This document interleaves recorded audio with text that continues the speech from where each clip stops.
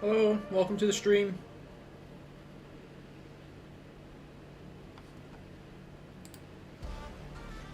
If we need any volume changes, whether the music's too loud or the mic's too loud or not loud enough, just let me know.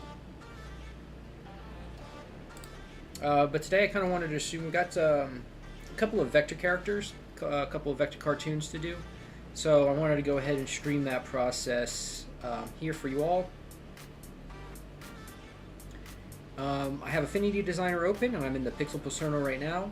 I've got myself a new pixel layer and my brush tool selected. So I got the paint brush tool, and I'm using the Natural Pencil 4B, which I have in a custom-made brushes menu.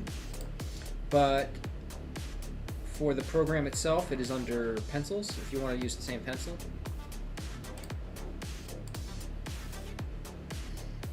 This red box here is the character design limit. So I want it to be a little bit taller than wider. So I want to just make sure that whatever I end up drawing will fit nicely into this box.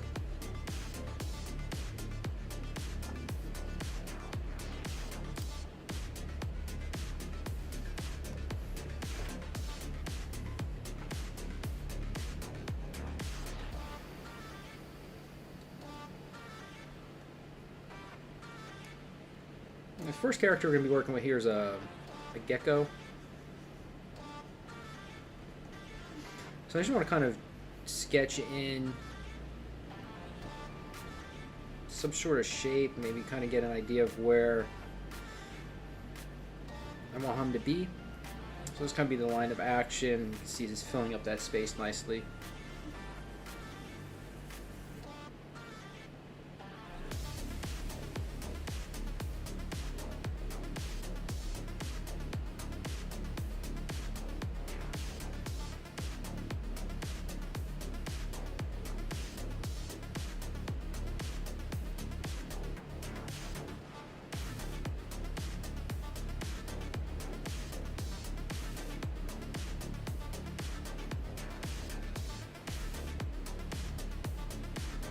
This is kind of the stage where we want to try some different things out and see what might work best.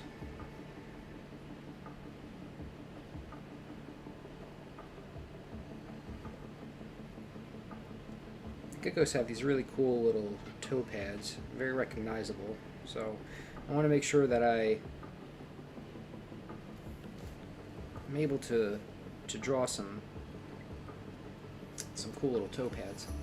I think I'm just a little bit shorter.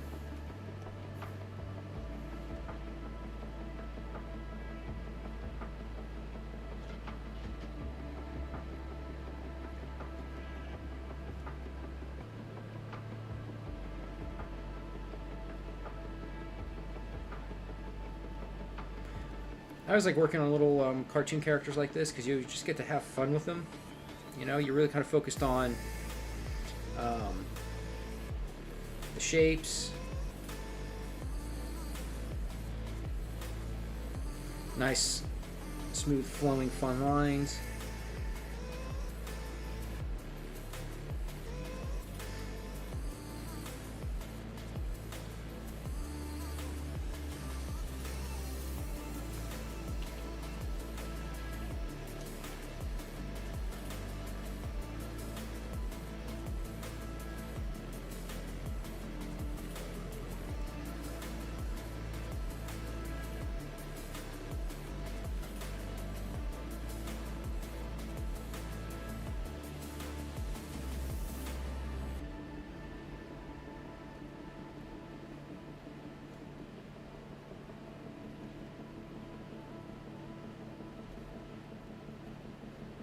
Got his head turned back at us, looking back at us.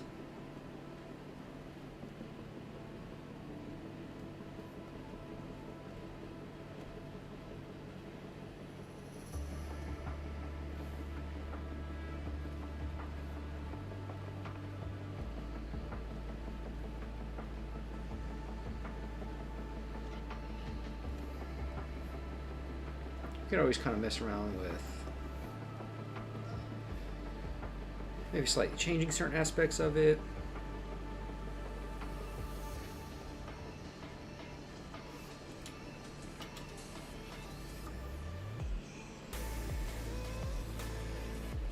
This has got a pretty good feel for it, but we'll go ahead and we'll turn off that layer. We'll create another pixel layer here.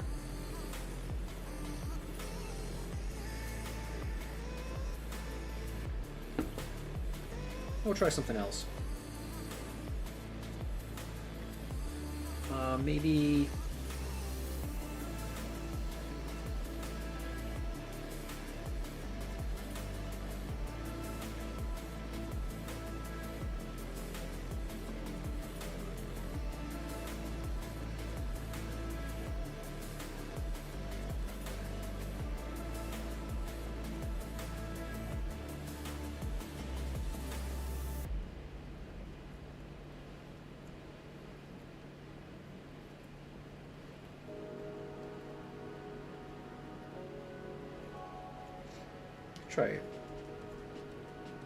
try a different angle.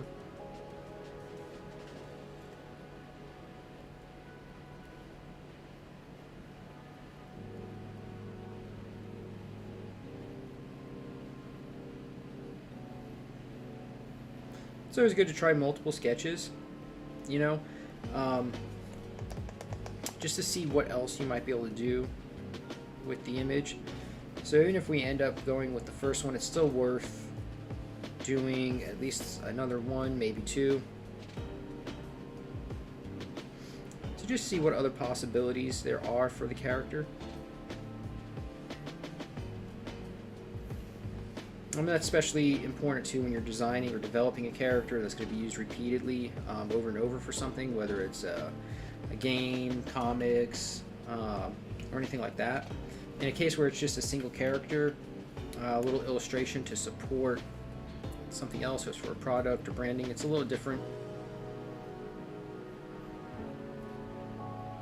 You don't necessarily need quite as many iterations to find the one that'll work for the project.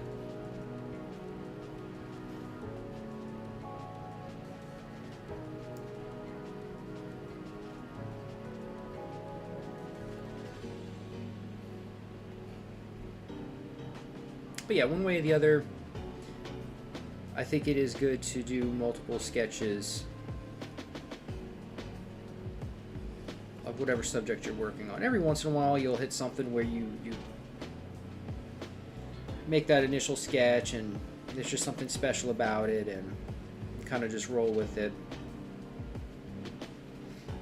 But more often than not, you're developing multiple sketches and then going with the one that'll work best to support the project you're working on.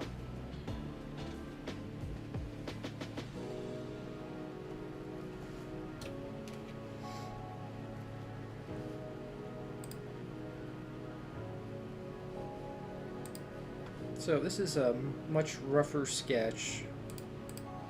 The first one, I do like the first one a lot more. The head shape plays a lot nicer.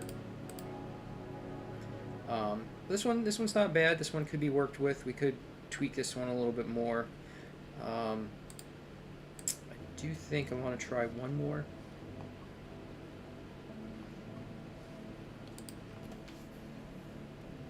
Just to see, just to play around with it.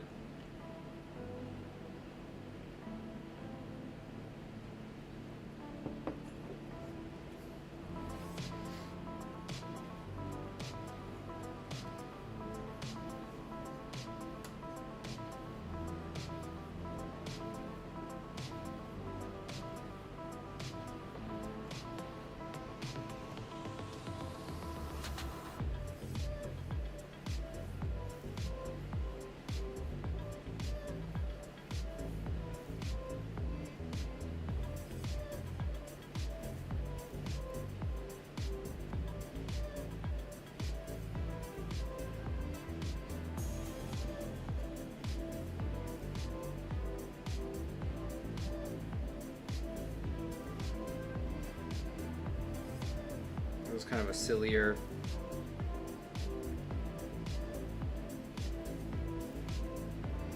one here. I don't really see Cutter's playing around now. I don't really think this one is exactly what the project calls for, but it's still just kind of fun to play.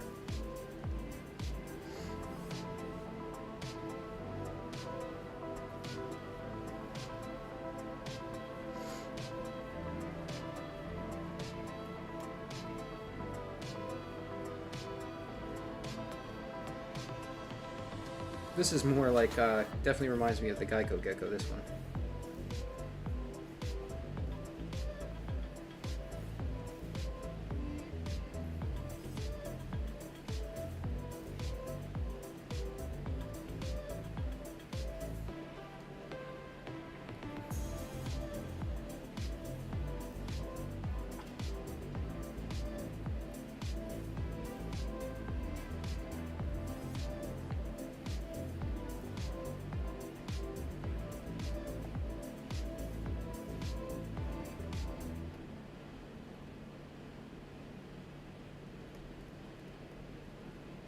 Back to the second one here. Let's just and this is what I'll do. I'll jump back and forth. I'll develop these drawings a bit until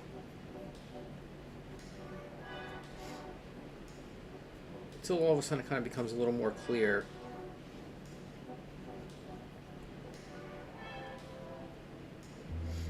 As to which one I like more and which one would work for the project best.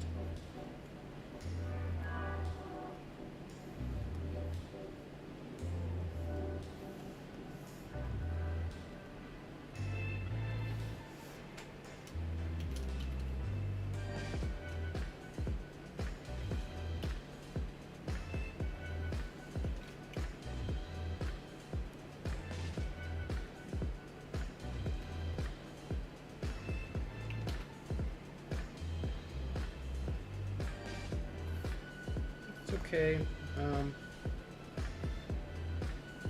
definitely feeling the first one.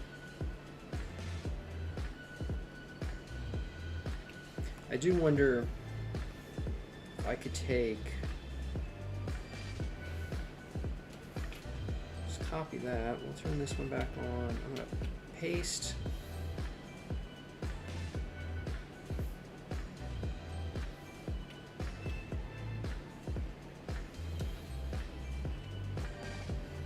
Now what I'm going to go ahead and do so I don't lose my original here, so I'm going to duplicate that first sketch.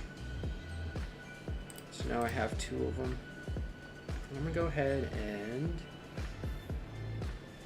well, essentially now with this selection box here from the last little selection I made to copy the head from the other sketch onto this one,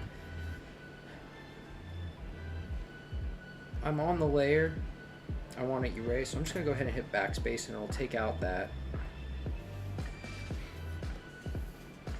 head. I can, let's back that up.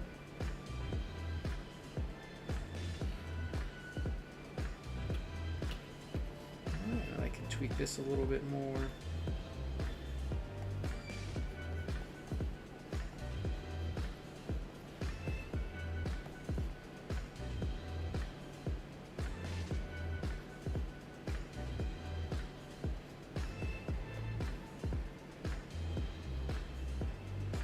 I just liked his expression a little bit more in this third sketch, so.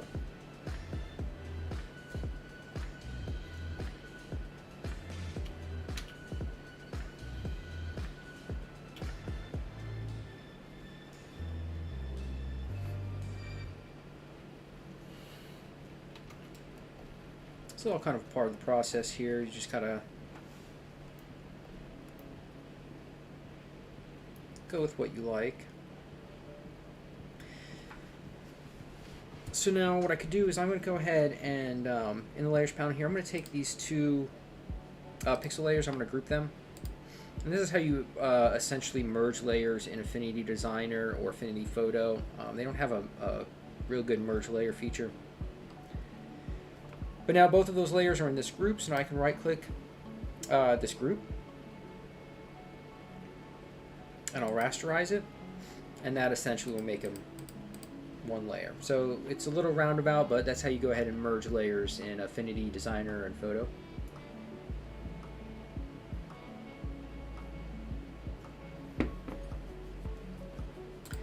So now we can kind of go back and forth between, this was our first original sketch, and this is the first sketch with the head from the third sketch.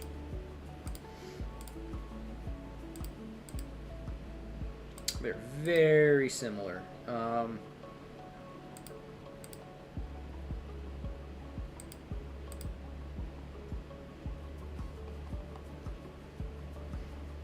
Boy, that's a tough one. Let's work with this one just a little bit more.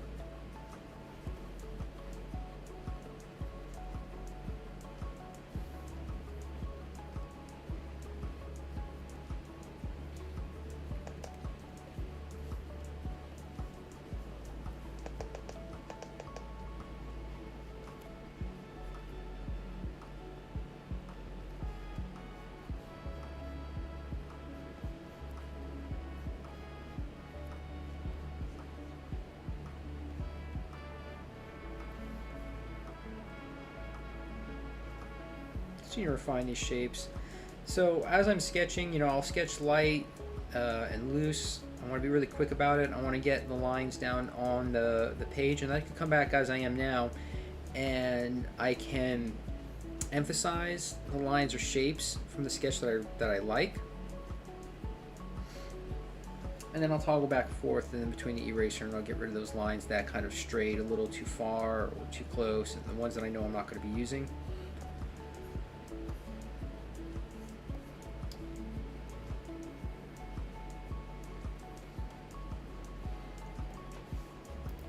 I tend to noodle around on one layer for my sketch, but another way we could go about it, and probably best practice just so you could always kind of save each step that you're working on here, is if we lowered the opacity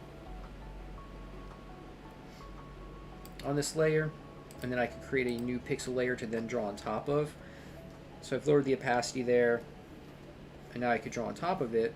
Even, create another sketch layer to refine the sketch further, but now I could draw on top of it, and you could see the lines better. Something else we could go ahead and do is if we want to go ahead and, like in traditional art, sometimes you could draw in non-photo blue, and then draw on top of that, or ink on top of that. So if we want to change the color of our lines, we can come up to Quick FX and Color Overlay. So we'll click on the color window here, and then we could select whatever color you want. So you see we could change it to blue line. You could do a red line as well, if you prefer that. So we can get a nice blue line in there, and then that'll make it that much easier for us to see our new lines on top of the sketch we've already done.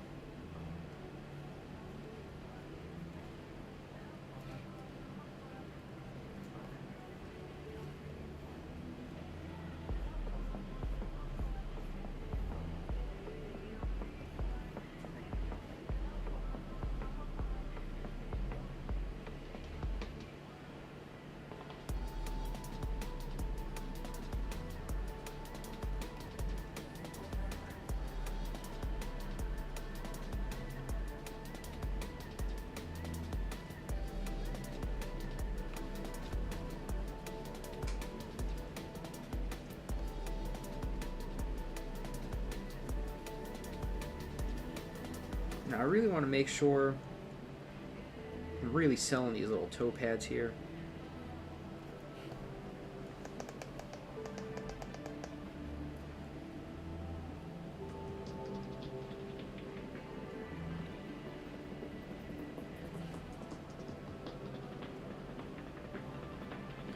It's probably the gecko's most endearing quality, these little toe pads.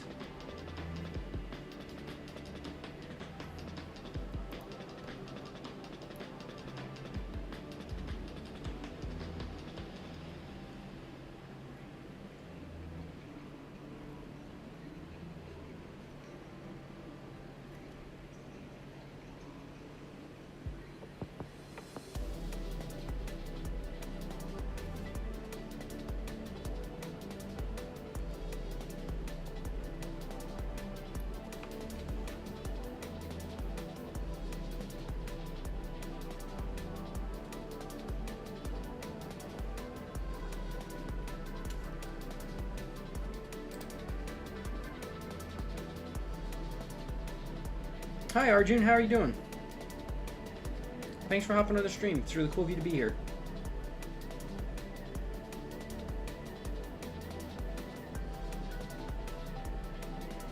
Appreciate the support.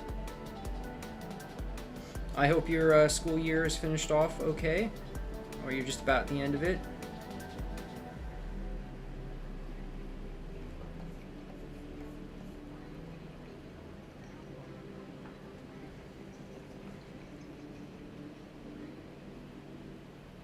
If anybody does have any questions, feel free to let me know. I'm going back and forth on my screen, so it might take me a second if I don't see you right away.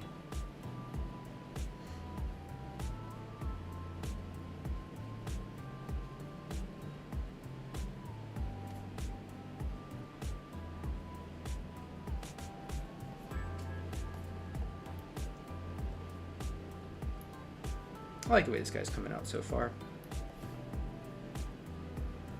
I think this is the way to go.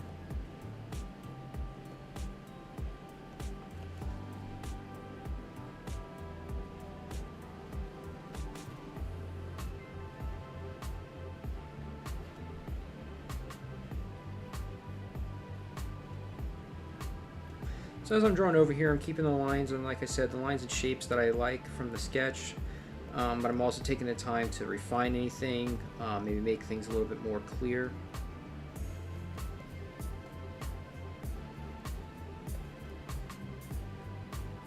I want to make sure I've got a nice, cool, and fun expression. So a nice, strong expression.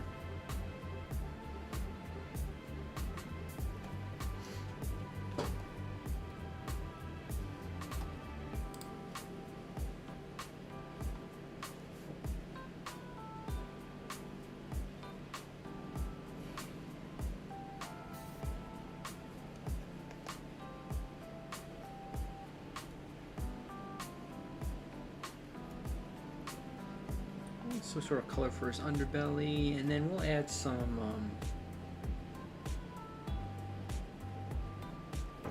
sort of pattern.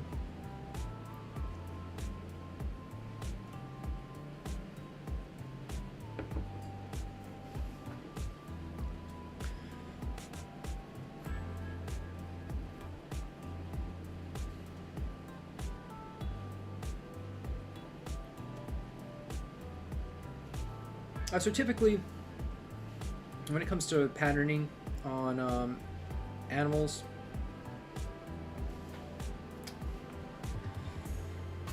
the pattern will be largest in the larger areas of their body, so their backs, stomachs, and stuff like that. But then as the pattern kind of extends down and out towards their the limbs, towards their extremities, the pattern starts to break up and get a little bit smaller. It tends to be. I mean, it's not going to be that. It may not be the way in every case, but it is something to kind of keep in mind.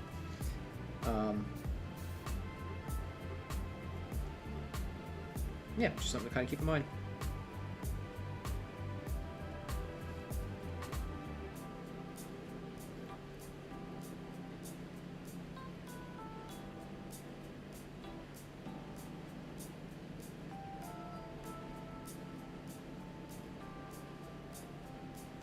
depending on what the pattern is, sometimes it almost ends up appearing more as stripes when it gets down to the tail section. But and in cases like this where you're trying to, I know I mention this quite often, but I think it's something that's pretty important. Wanting to avoid tangents, so as I'm laying in additional shapes on these legs here, I wouldn't want to, like for instance, I'm going to add some spots to his arm. If I was to add a spot like that, this line runs into this other spot line. So when you're looking at this quickly, you might miss this body line. Like in your head, not realizing it, it may just come across as one spot, and it may throw off the image. It may make that back arm look weird, as if it's not sitting behind him, and that maybe it's sitting on top of or in front of him. And that's called a tangent, when two lines run together from two different objects in a drawing. So you always want to kind of make sure that you're offsetting those lines. Or in a situation like this, you know, you don't have to even create something there. Here it works nicely, but you know, just try to be mindful of that situation.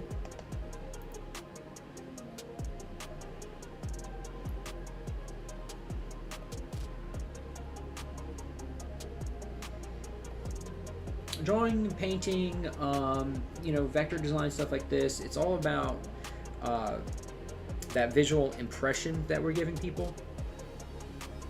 And something like that can break that make-believe, and to make us realize that, oh yeah, we're just looking at a drawing here, that's why it looks weird, or whatever the case may be. So you want to try to avoid things like that as best we can, just to help strengthen the life of our drawings.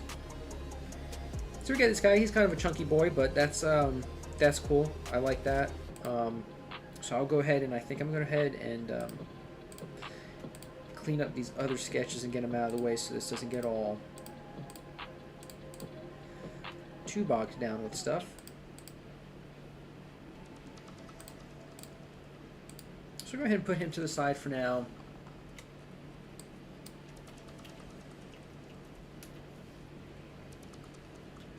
And the next one, I believe,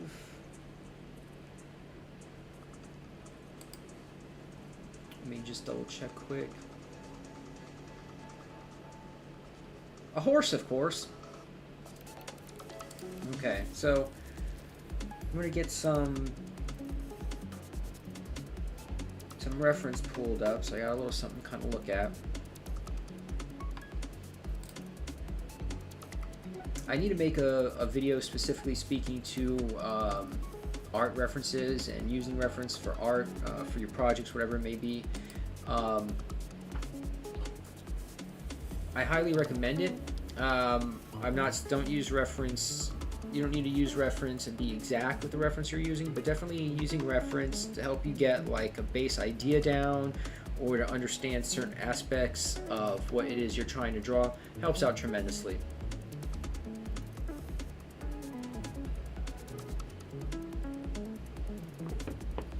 Two things that have helped me as an artist grow the most is life drawing from life, whether it's you know, taking a sketchbook with you when you go places, and if you're sitting and waiting at an appointment, you're in a waiting room and you're drawing the chairs, the desks, magazines, whatever the case may be.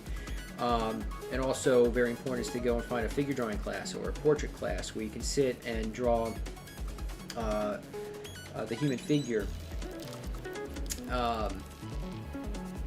Drawing from life in those situations has helped my art out the most. It's been my art education. And then the second thing would be learning how to use references properly. That's helped me really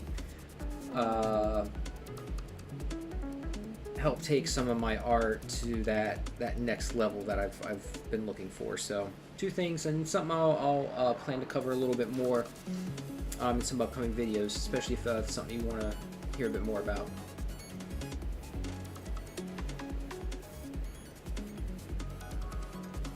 So let's try a couple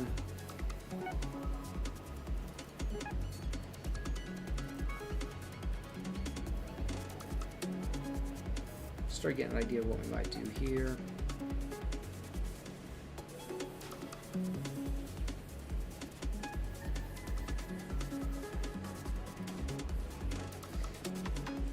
I want to stay in my proportions, so now it's a matter of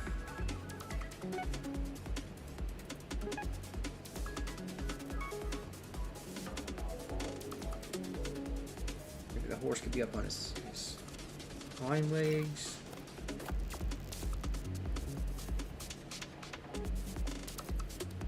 You know, doing one of these.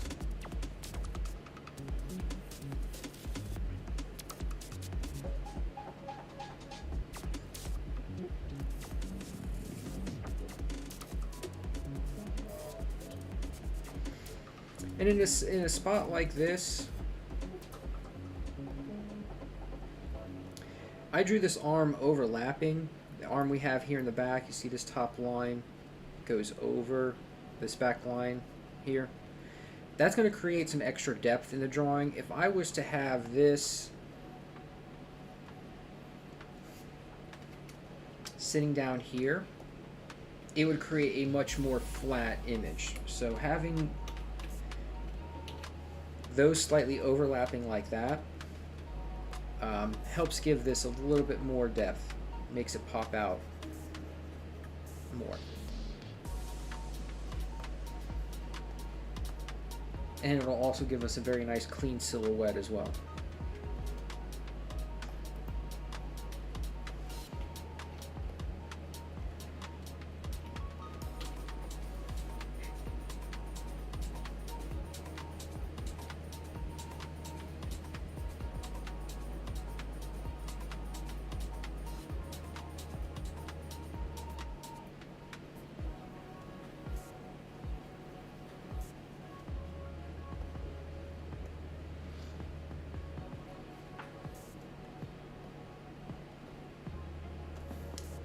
Can maybe even shorten this body up just a bit.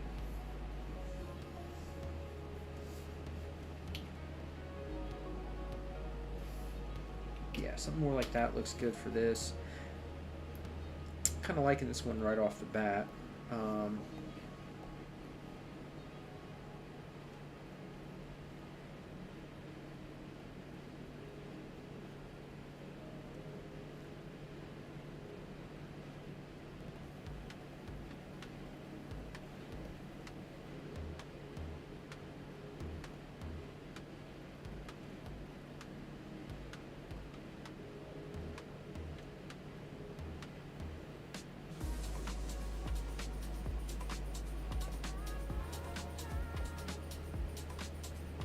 He's looking cool.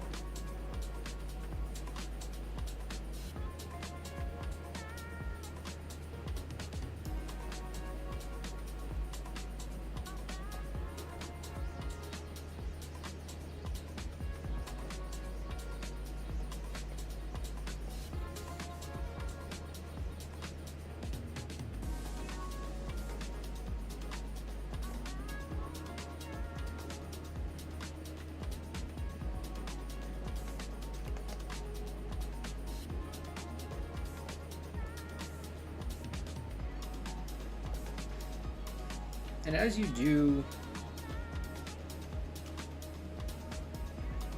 these, you'll develop your own way of kind of doing it, your own style. Style really is just the lines and the shapes that you like to use while you're drawing something.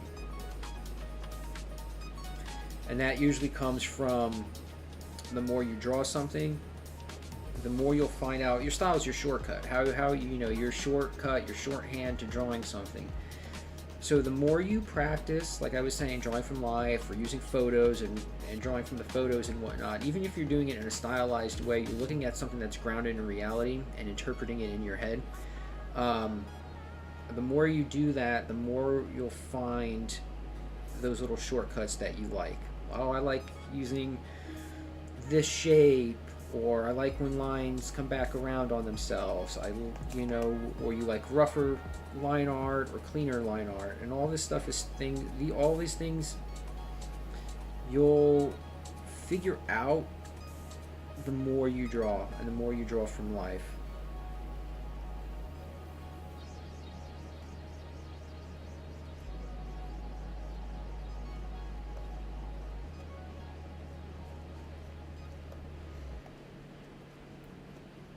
So, I mean, that's a whole nother video too, in and of itself. Style, I mean, I know that's a big thing with artists, especially starting out.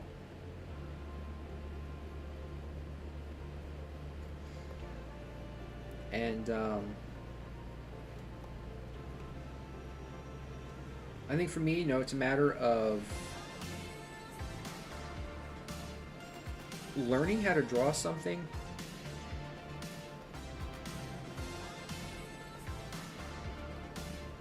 and then like drawing something from life and then sitting down on your own and just trying to remember what you were drawing and redrawing it, drawing it in kind of like a stylized way, or pushing proportions a little bit, or trying different lines or line shapes for certain things.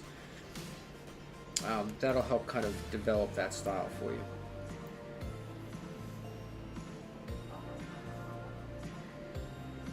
Alright, so this one's fitting in our box.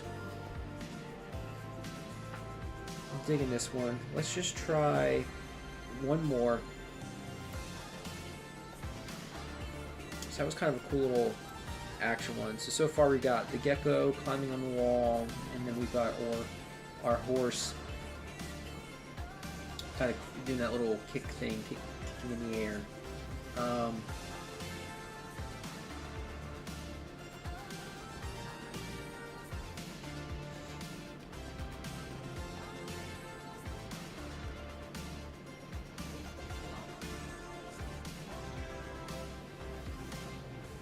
Maybe try one where he's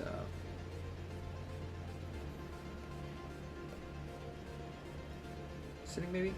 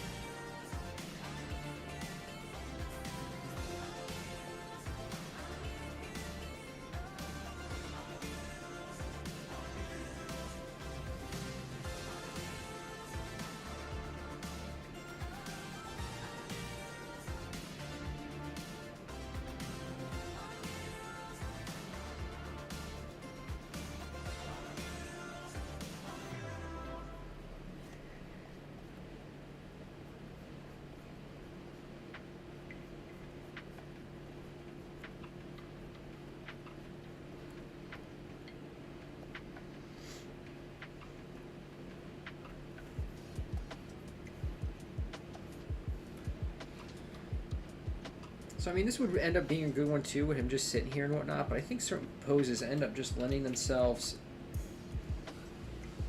better. Like, it's not too often you see a horse sitting in this position, so it might look a little...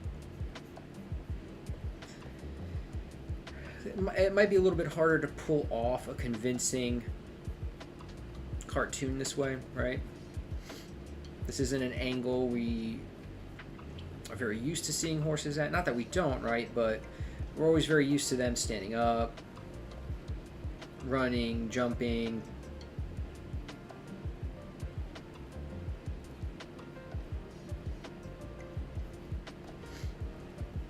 So yeah, so this might not really be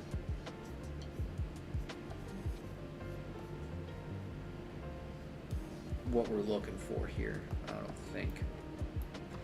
And then sometimes you don't really need to get too far into a sketch to realize whether it's good or bad. You know, this is considered the thumbnailing process. We're doing a bunch of quick, small, sketchy drawings in order to determine the composition and the overall lines and shapes that we want to use. So, and then too, now since we're going to be vectoring it, and it's a little, vector is a slightly different process than saying, than drawing or painting it, even doing that digitally in a more in a raster style on pixel by pixel basis. So I do want to consider, as I'm doing these sketches, how I would end up vectoring the sketch when it's done. So we'll go ahead and what we could do here for this guy is I'll create a blue line and we'll do a quick sketch on top just to tighten this up a little bit, clean up some areas. And a really neat thing we could do is we've got our blue line set with the quick FX on the gecko layer. All I have to do is grab this FX here, click it, and drag it up to this pixel layer here and drop it, and it'll bring all of our quick FX settings, whatever we may have had set there. We just had color overlay, but if you had Gaussian blur or drop shadow or anything else set, it would transfer that as well. So we've brought all that up to this layer. I'll knock that opacity back a bit, and we'll create a new pixel layer to start drawing over.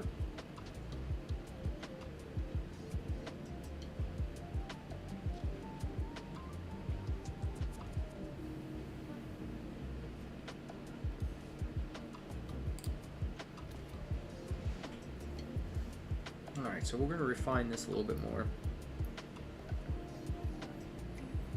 Now, at this point here, we've got our base sketch, so we've done the work as far as the overall gesture and the main shapes and the main lines we're going to be using. Here, refining the sketch, we get to continue that design process a little bit, and we get to design the rest of these features here. So, and by that I mean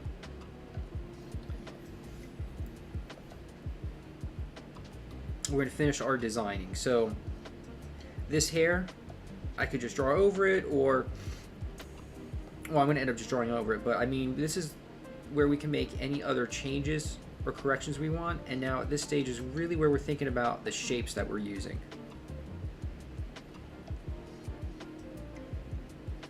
And then this is also the point of the process where in my head I'm really starting to think, well, how am I going to vector this?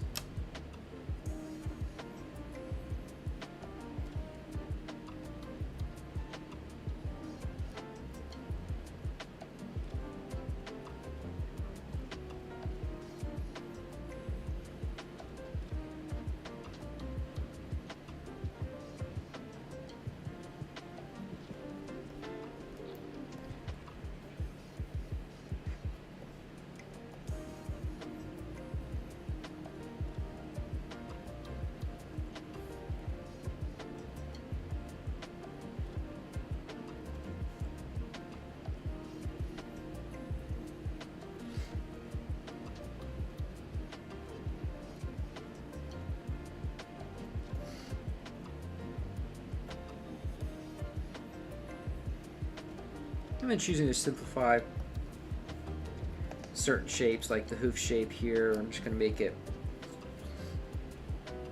that one little line here. I'm not going to do any, you know, anything like that.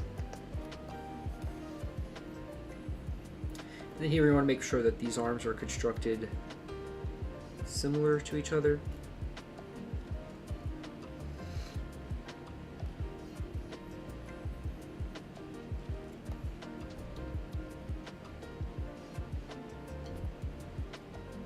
I don't want one reading thicker than the other. And here we go. And these, you know, we kind of draw through a little bit.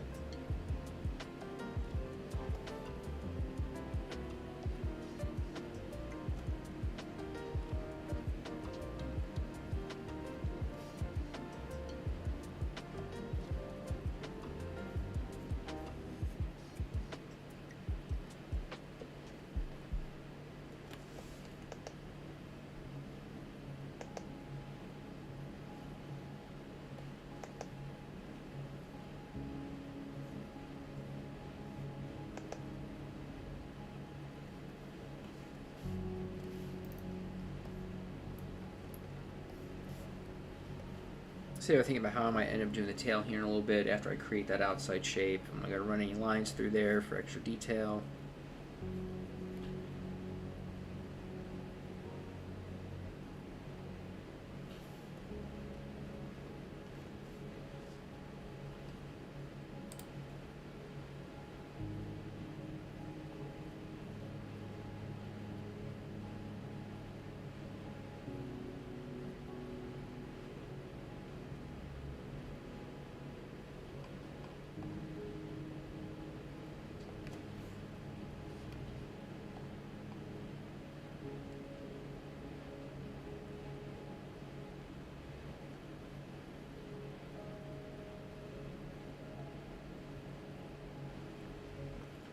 determine what patterns we may use too, if there may be any in particular.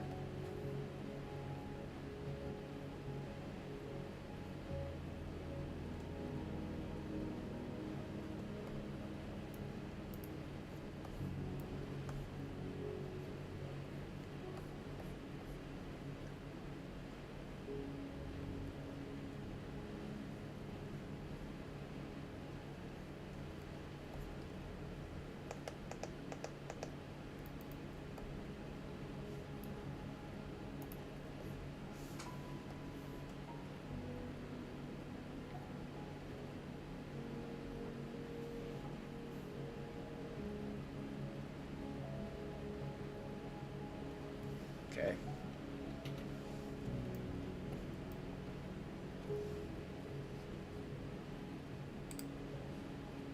Oh, we got a horsey. And we got a gecko.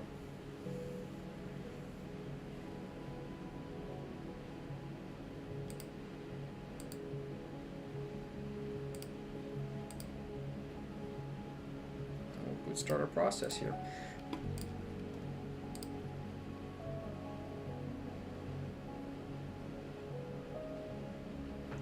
I'm gonna grab a drink quick. I'm gonna step away for just 1 minute, and then we'll come back. We'll go ahead and we'll start the vector process on these guys.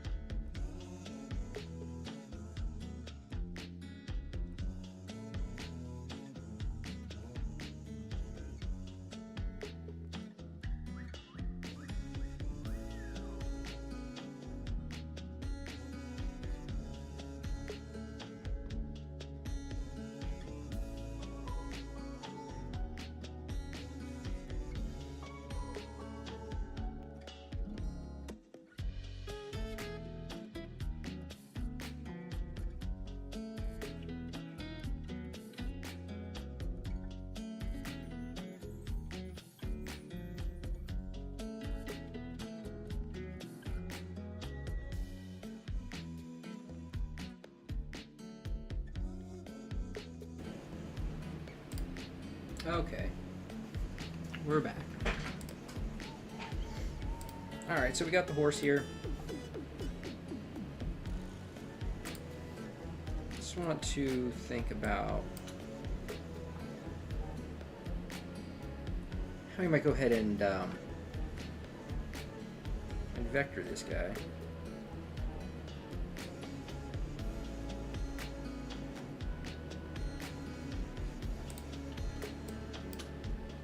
So we'll go. We'll click over to Designer Persona. I'm gonna actually create a vector layer here. Keep all my vector lines in. But let's just start. We'll go ahead and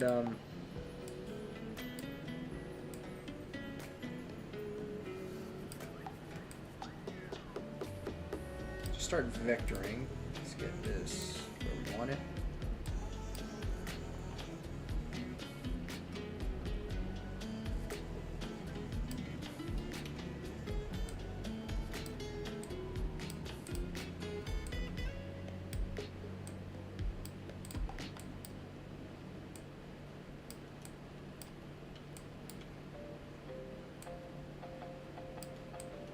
So we'll go ahead and we'll create this whole outside shape.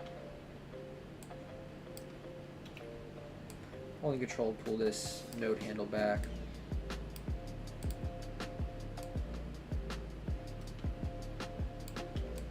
So I'm just going to focus on the whole outside shape, like I said.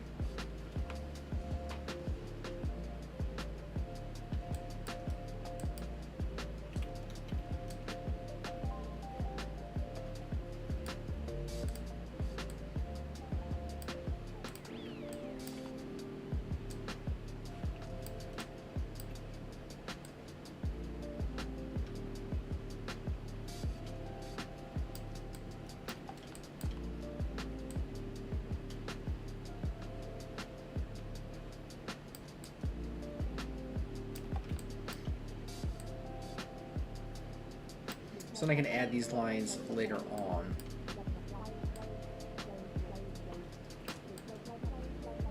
Again, Control to pull back those node handles. And you really want to, like, as the curve here, as the curve just starts to change, that's where we want to place this next node.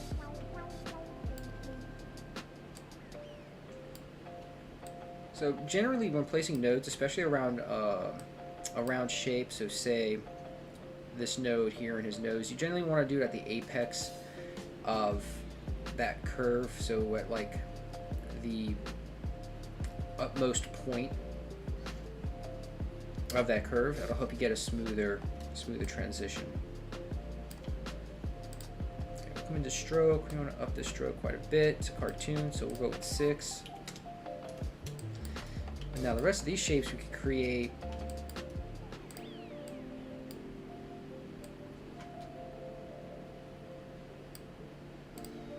and start layering them. So this one will be, that one will end up behind the body.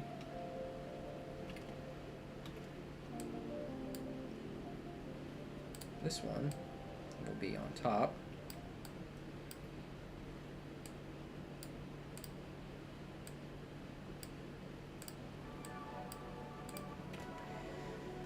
And to end this, we can either click on it, or you can hit escape. It'll end that line as well.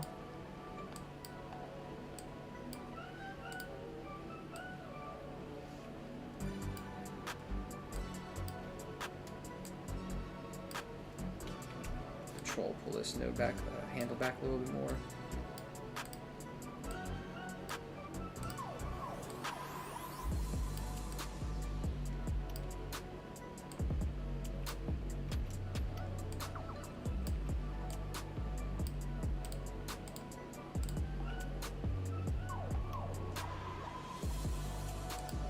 This one I need to drag up over the body.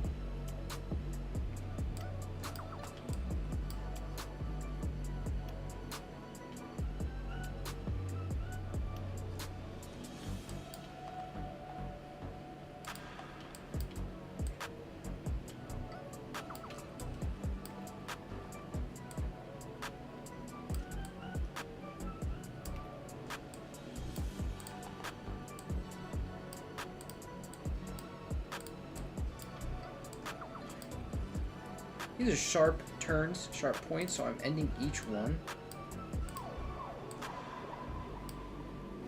And again, here's this full curve, so I want to come to about the middle, the apex of that full curve. And that's where I want to place my node. Pull that handle back a bit.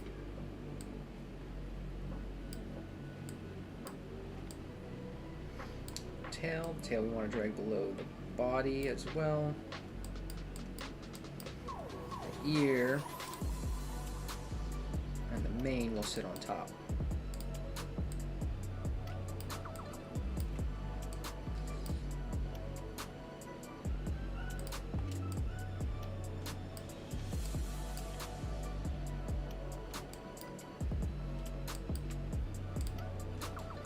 Have to hit escape to end that.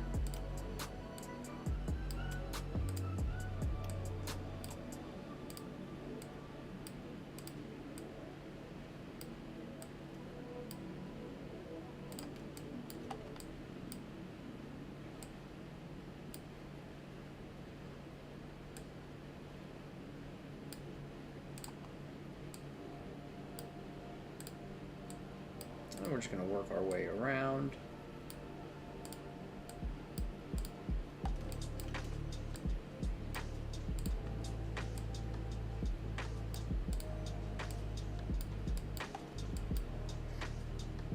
And again, we want to go for the center there. And then right before it curves again.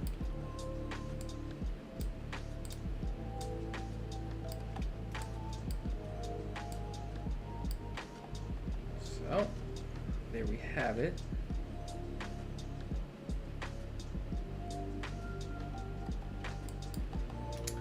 The mane, we actually have to correct the mane a bit. This top portion of the mane is going to sit on top of our body shape, but this portion is going to sit behind. So two things we could do is we could go ahead and we could just take these nodes and line them up and hide them in here.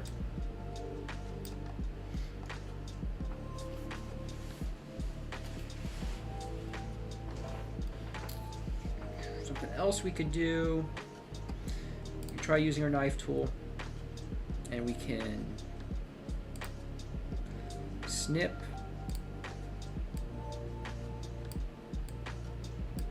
the bits a bit.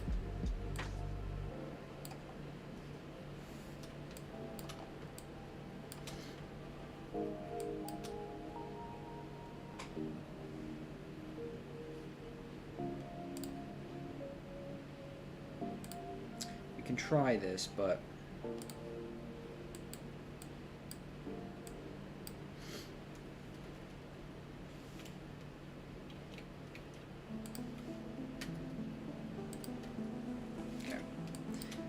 so that's all one shape. Yeah, this is not gonna, that technique's not gonna work so much, because if we fill this color here, you'll see what happens. Okay.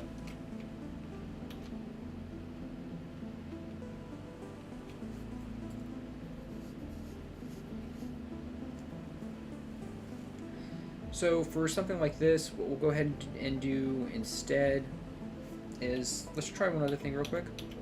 And then doing stuff like this is kind of how you end up learning the program, getting better at the program. So if we take this whole shape here,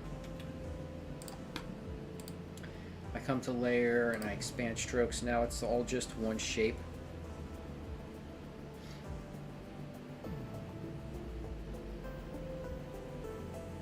I can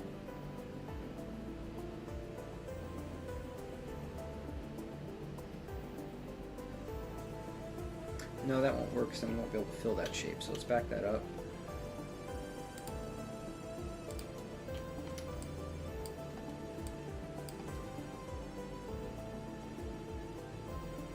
So we're going to go ahead and delete this. What we're just going to have to do is do the shape separately. So this shape here will be a separate shape from the mane in the back.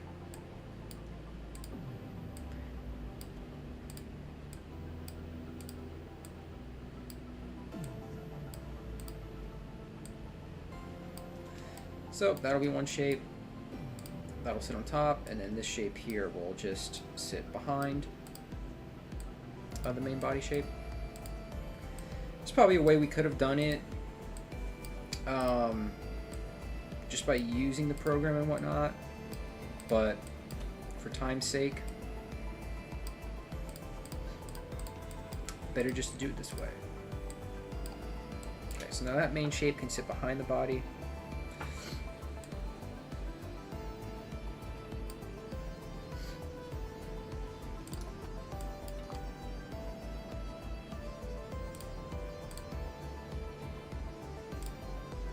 Create our ears.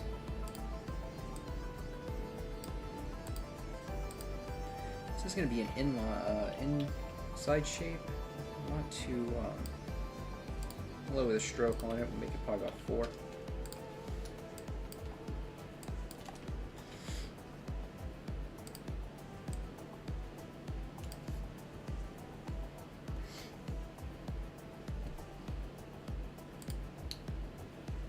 For the eyebrows, we'll go ahead and open up the pressure menu in our strokes panel. Click on that line and I'll create a center point. And I can drag down on either end and it will taper those edges. And we'll essentially escape to end that. Do that for some of these other pieces here. So the mouth.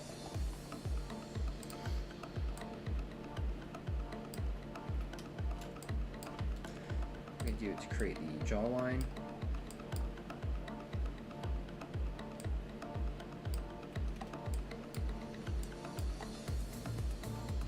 This leg. Now we can go back in here and we can move the one node. I want to make it a bit thicker here. The A tool, the node tool A. You can go ahead and move those around a bit.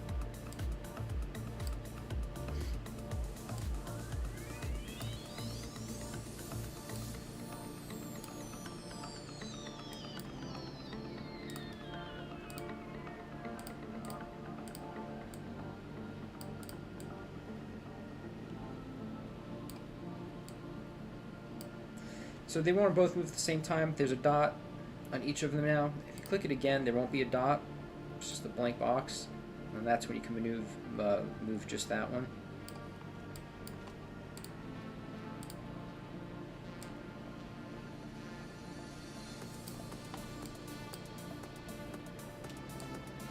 Okay.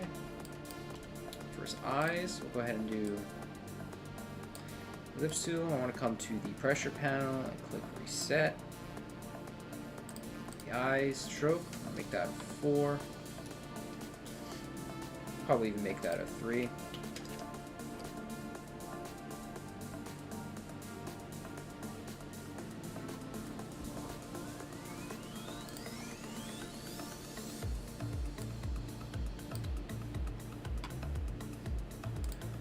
And now I'm going to go ahead and duplicate, and I'm going to drag this ellipse into our other ellipse shape. I'll scale it down to get our inside eye here. So the main shape, we can go ahead and color now. It'll be a very light gray, almost white. And the inside bit, we'll make some nice blue eyes. And then I want to go ahead and duplicate this ellipse one more time, and I'm going to drag this ellipse inside the blue ellipse. And this, I'm going to cancel the blue fill that we have set, and I'm going to switch the stroke color with the fill color. Alright, that'll give us this pupil. And while we're in the eye, come back up to this main ellipse here. I'll grab my ellipse tool, still selected. I'm going to hold shift and create a nice round circle, which will make white, and then a nice oval that is also white. We'll rotate that a bit. I'll grab my move tool.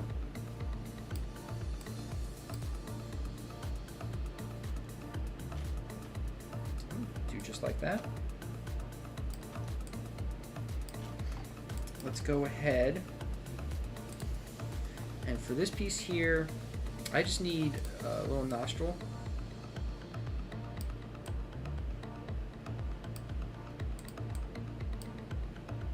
Drag that outside the eye shape.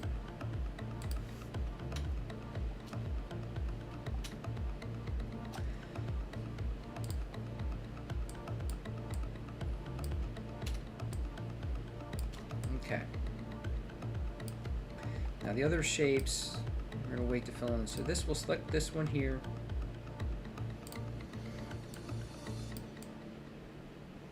Get a nice brown. Something like that. And we'll fill these as well.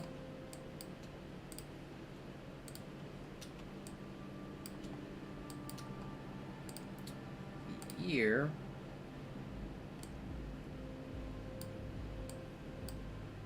Make a nice pink. The inside the ear at least. And the outside the ear there. We're going to get his little muzzle back in there.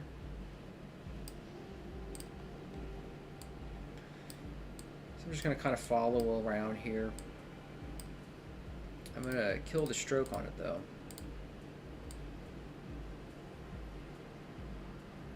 Let's make it very light tan. I'm going to drag this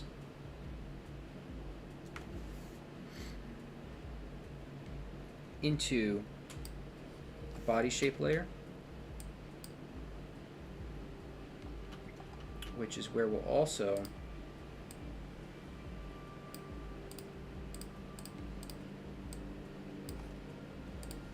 have little hoof pieces. Oh, we'll have to drag the hoof pieces into the hoofs themselves. This one here.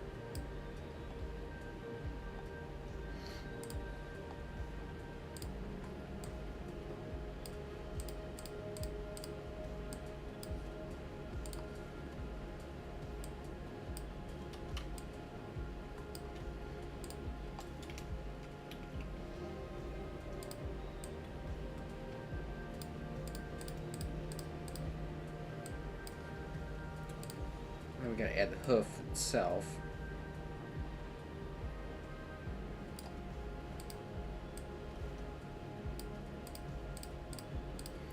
But this is just some extra color, add just a little extra detail to the piece. Let's see here, we're gonna find that body shape again. Okay, and now we'll do the hoofs themselves, right?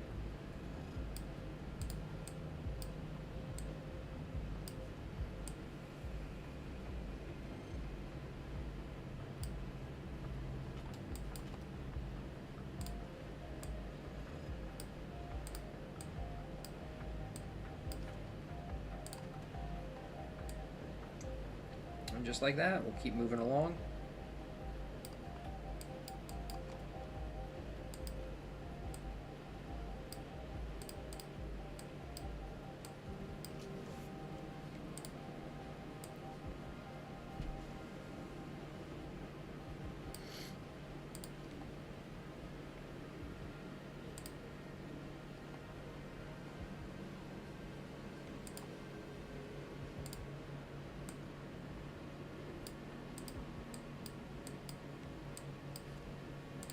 All right.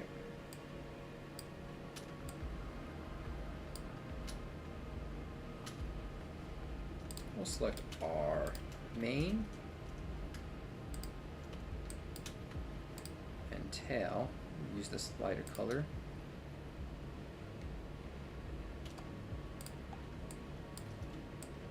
And what I can go ahead and do is I'm going to add a little detail to the tail.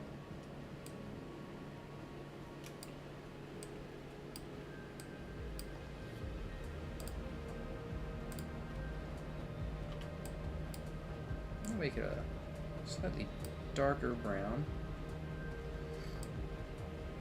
I'm just going to do this for just the tail.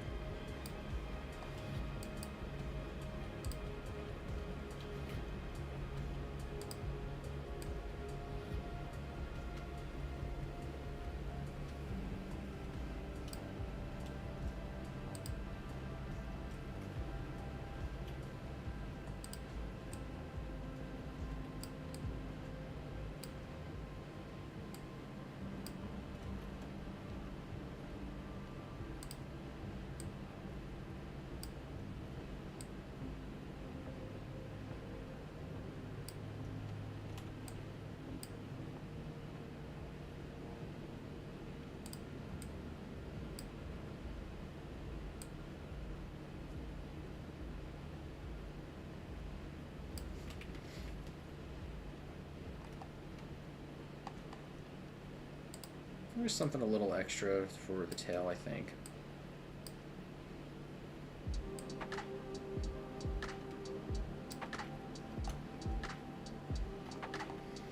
You could always use the A tool. I mean the node tool. Press A for the node tool.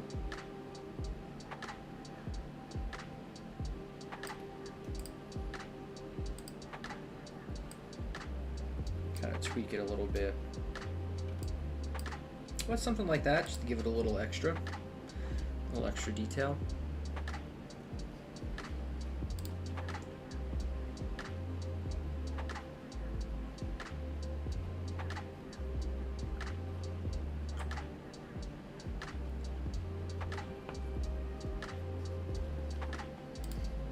So that, we could always take all those little hairs. We can lower the opacity on them a little bit.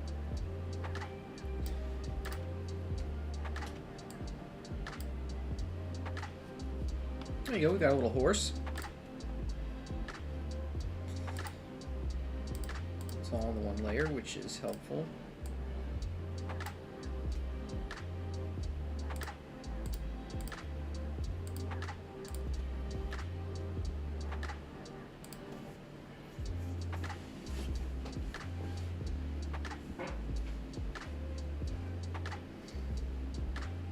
Okay, now we have our gecko we can move on to. So I'm going to create another layer here.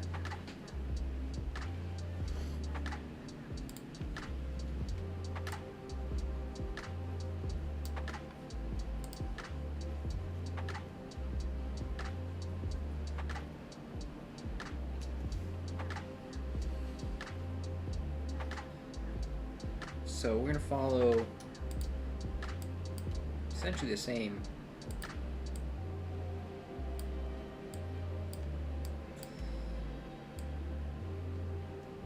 premise as the horse.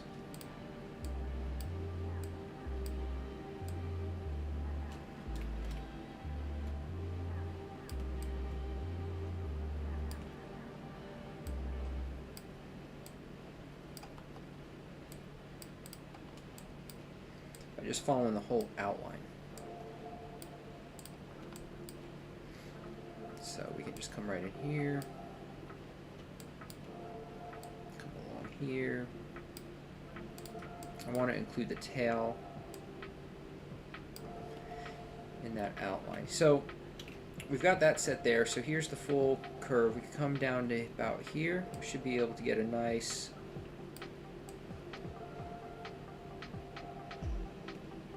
curve there, you see. And then see how far we can come around. Can't quite go all the way, so we'll come to about halfway point here, and then that should get us the rest of the way.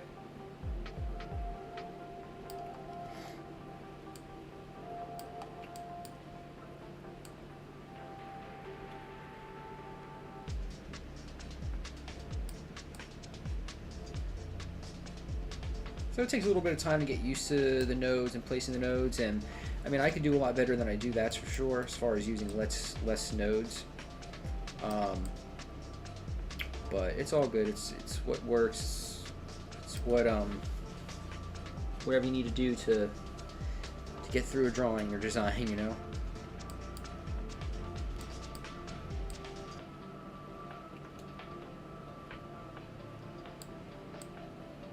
But essentially, the less nodes, the smaller your file size and stuff should be. So if you're working on something quite complicated, or something that might be a large file, it might help to keep the nodes down. But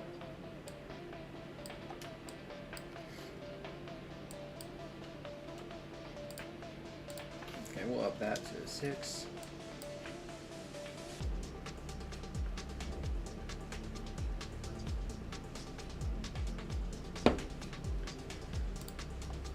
Again, welcome to the stream. If anybody has any questions, please let me know. If you're new here, first time checking out the channel, please like and subscribe. It helps out a ton.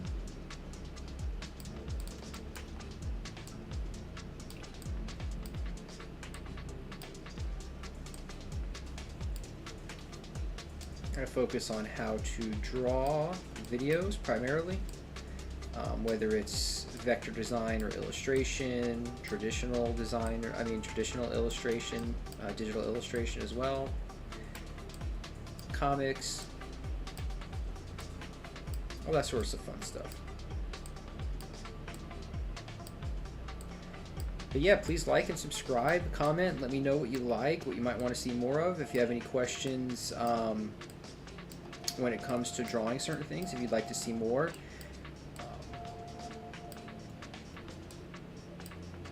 You know, if there's anything in particular you might struggle with and you might need help learning how to draw, let me know. I'm planning on creating a how to draw series.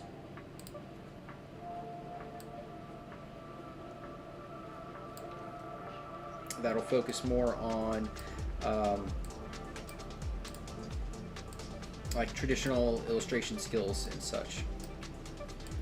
So proportions,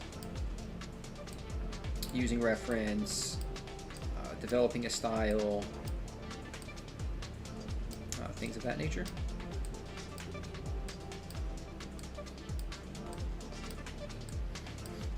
And the streams are mainly a way for you to be able to follow along and see my process in real time, plus be able to ask me questions. So I like to keep the streams pretty light and easy, you know, nothing too crazy.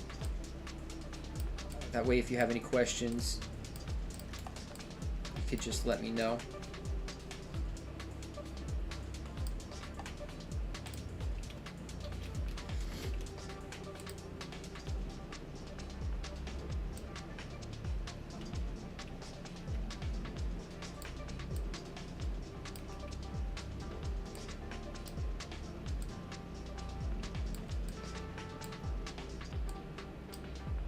I plan on streaming some drawing sessions of mine as well, where I'm just drawing and studying on my own. I'm not necessarily going to be teaching anything in particular, but that too, again, will just be a way for you all to see how I work in real time and kind of get another look at the process that I explain in my videos and such, and how that process could differ from time to time on different projects or different things as well. I think the streaming thing is really cool too, because as I run into issues with anything in particular, you kind of get to see me work it out in real time.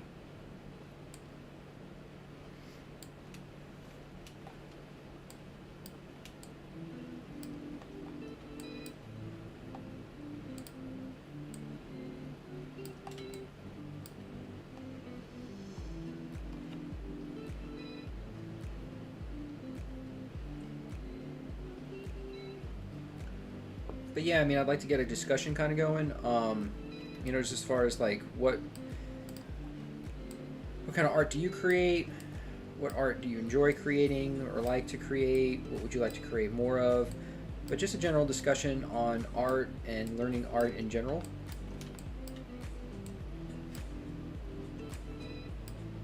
I've been doing a lot of vector art in the last several years, so recently I've kind of gone back a little bit to some traditional illustration techniques and principles.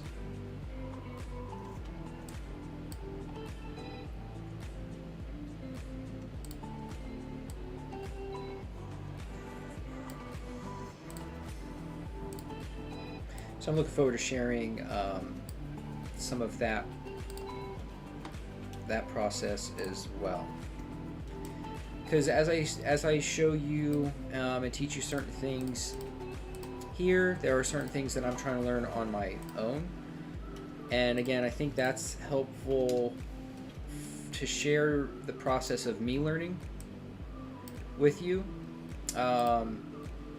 so that way you can see we all run into the same issues. So we're at the eye again. I'm going to go ahead and duplicate and drag that ellipse into the other ellipse.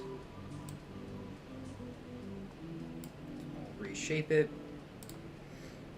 His pupil here, I want to have it be maybe a yellow for right now. This yellow one I want to duplicate again and drag into the other yellow one, which I'm going to get rid of the stroke and have just the fill on it.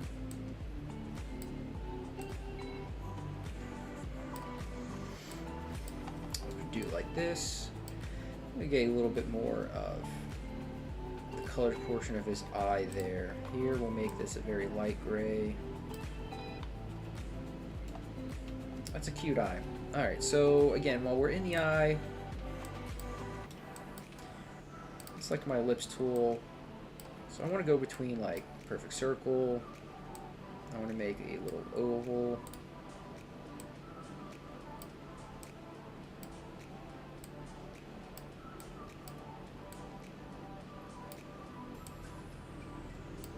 But yeah, so I want my streams to kind of act. I want them to be a little more chill and low-key. Well, I'll have various streams. I'll have some streams where there'll just be me kind of drawing and exploring my art style and things that I'm trying to learn. That way I can share that process with you. And then some streams will be more directed towards actual teaching certain things, like this stream is showing you the full process from sketch to vector on these particular cartoon vectors.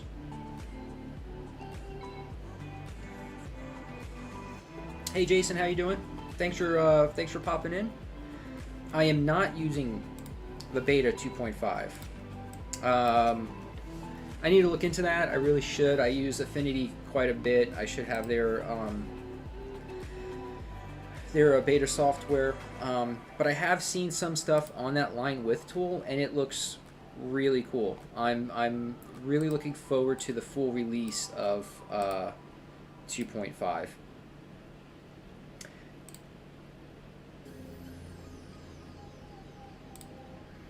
I mean, the line width tool would work great for how I tend to work and some of my vector illustrations, so it would work really well. Are you using the beta yourself?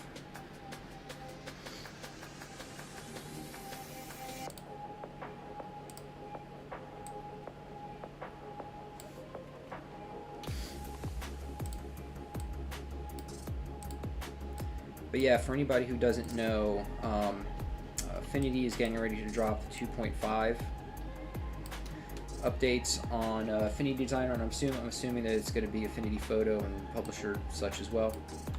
I'll have videos on that when it does happen, but yeah, so one of the new features is going to be a line width tool in Affinity Designer. Okay, cool, so you do have the beta. Very neat. Oh yeah, okay, no, I get that. Streams like this, as I'm kind of hoping, will help that, kind of help give you some guidance on learning how to draw, or at least make you more confident in drawing and designing certain elements. But I'll definitely have to go ahead and check out, look into the beta, but I'm looking forward to that release. That's going to be really great.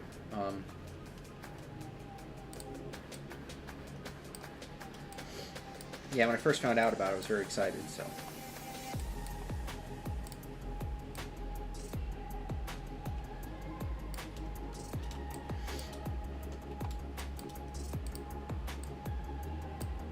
Because I tend to have a pretty,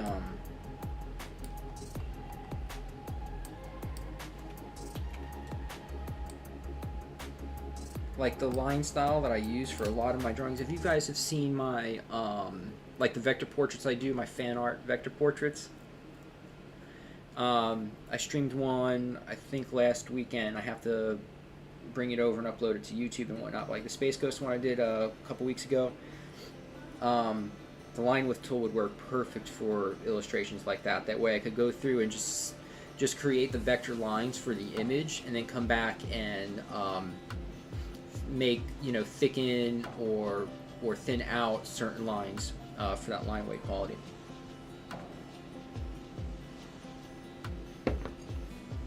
But yeah, some exciting stuff.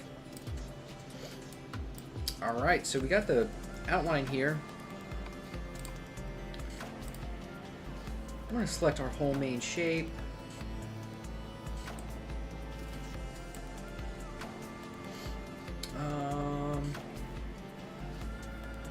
yeah, let's go ahead and color this real quick, and then I'm thinking a traditionally green gecko, although they give you brown. But yeah, let's stick with maybe more an aquamarine, maybe something a little different. That looks like a cool green. So I'm going to select all these.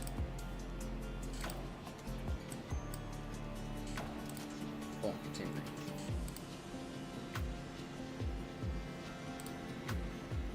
I need this leg behind. Oh, I need this arm behind.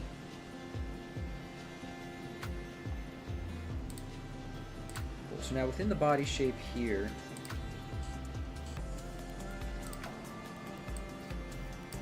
go ahead and do this.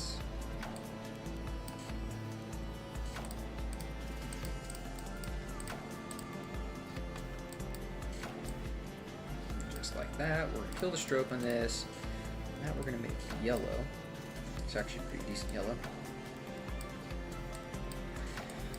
When I'm designing certain characters or drawing things in particular, when it comes to a cartoon like this, for me it's not as big of a deal if I were to change this yellow. But right now, where this yellow is at in the color wheel is the same as for our green. It's essentially the same exact spots or the same saturation.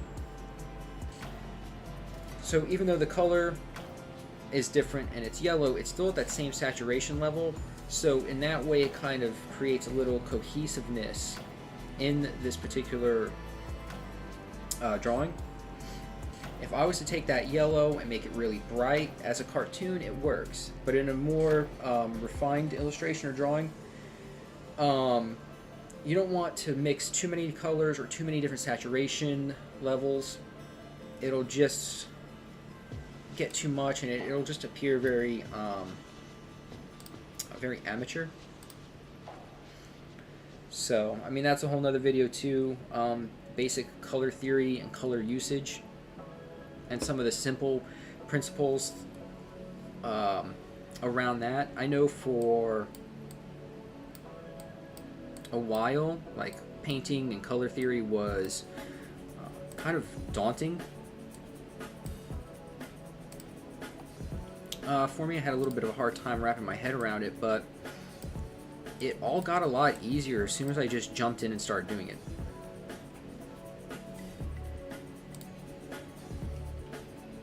So for something like this, I'm probably just going to duplicate. You know, we can flip horizontal.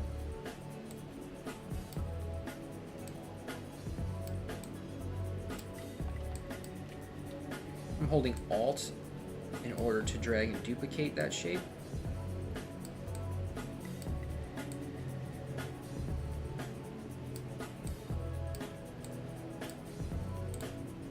And flip it any which way.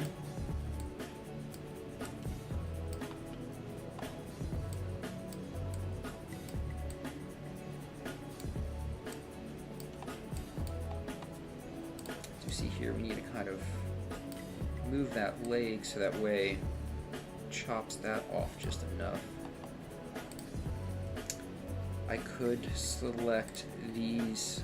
I could select this whole shape here, and if I want, with my node tool A, I can add a couple of nodes, and then I can move this node down and behind. So essentially then the yellow will end there, and it still keeps the rest of that shape intact.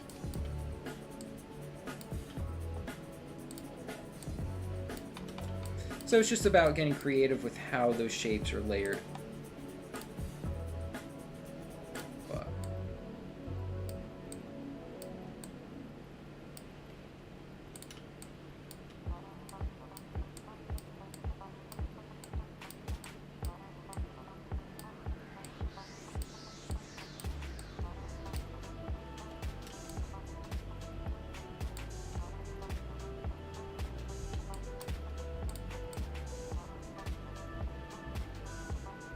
Alright, we're going to have to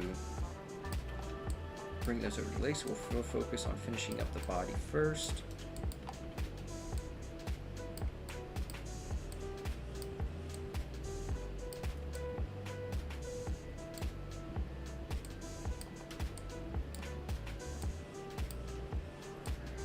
You could be recreating each one of these as you would like.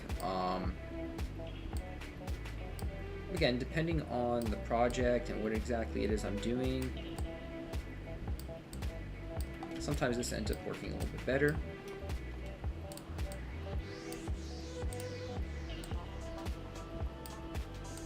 It is probably a bit faster, that's for sure, but not everything has to be fast, quick, easy. There are times when, yeah, fast, quick, and easy is good. But it all depends. If you're creating stuff just for yourself, you know, you can take your time. You don't have to worry about anything in particular. If you're creating for a client, you might have to work a little bit faster or a little more focused if there's a deadline involved. Usually you just end up working more when it comes to client stuff because you really want to do a good job on it, so you're just putting in that extra effort, that extra level of focus.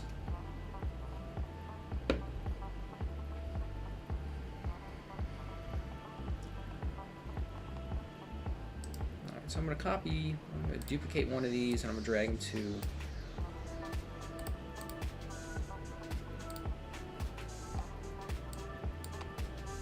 arms.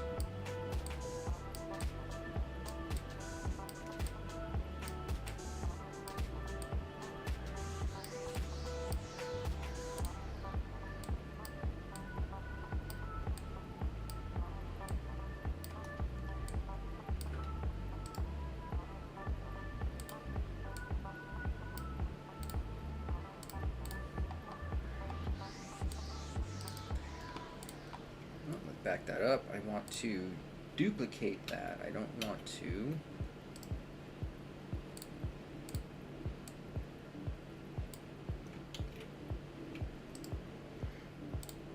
there we go.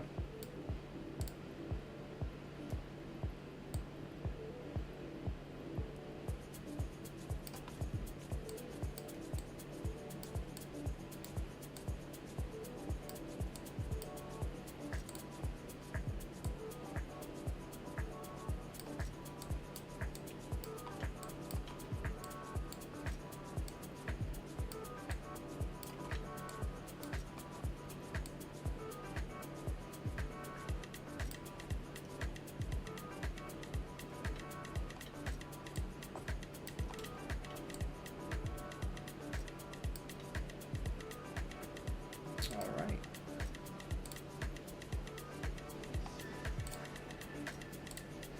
Go ahead, we'll duplicate, drag this one down to top arm here.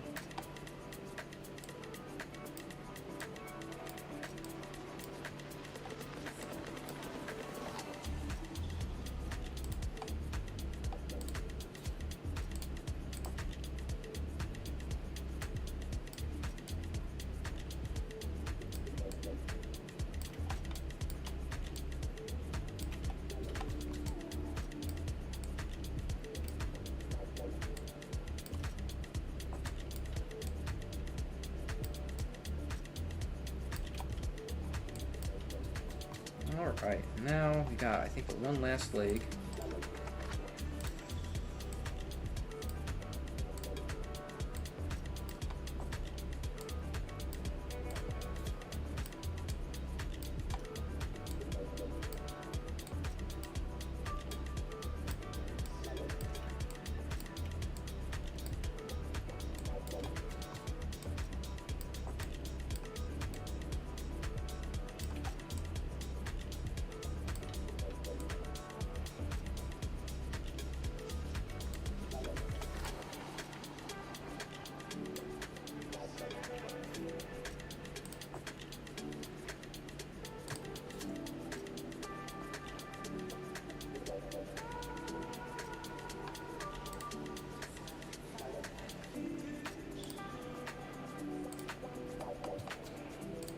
to make his yellow eye kind of that same yellow.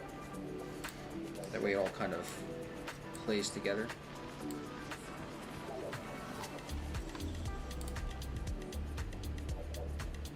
Yeah, but that's essentially our little gecko as well. I think I might...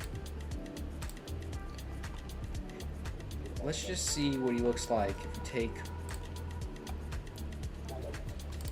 and add a little bit of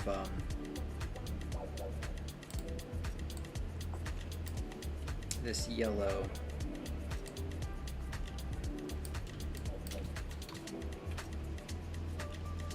To his face, maybe.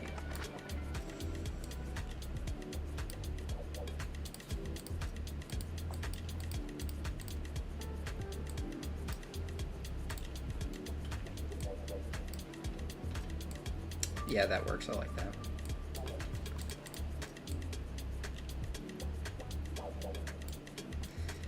So just kind of looking at it, yeah, he looks pretty cool.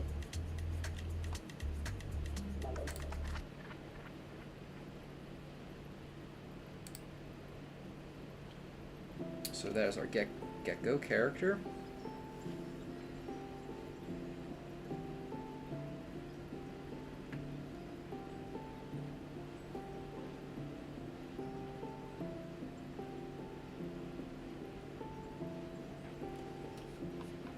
Let's just see.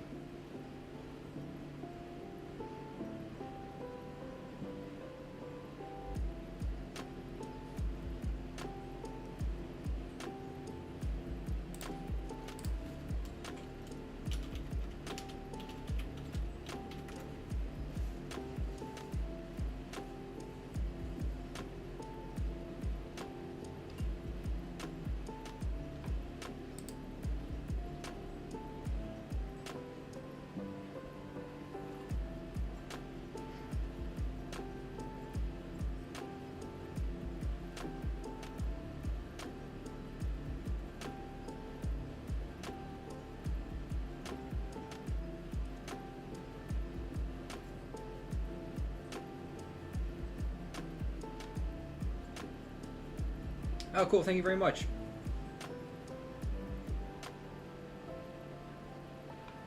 Yeah, the yellow and the pattern really does kind of make him pop. So there's our gecko. There's our horse. So some simple cartoon vectors. You know, nothing too crazy or over the top about them.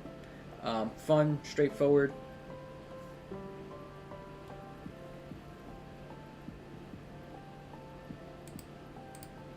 If you did want to add a little bit more to them, for the project that I'm working on, these flat colors, simple, is what's required. But just to go ahead and take an extra step, just to kind of show you, if we create another vector layer here, I'm going to set this whole vector layer to multiply.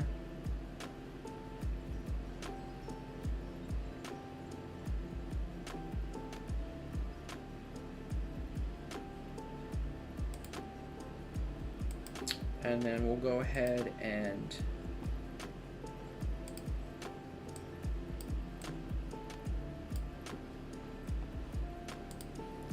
select, I always like to go to the purple and do a very light grayish purple.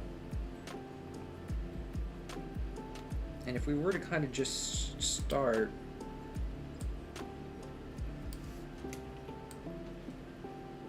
kind of end up coming in here.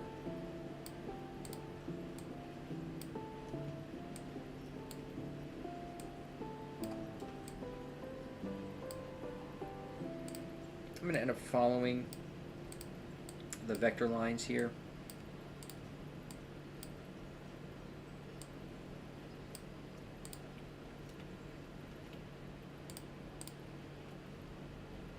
Now if I fill with this shape, because it's a multiply, you can see it sets it as a shadow.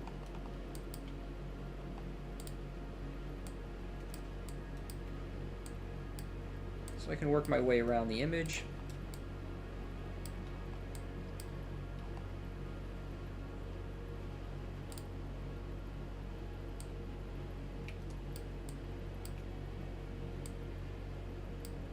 pick your light source, stick to one light source.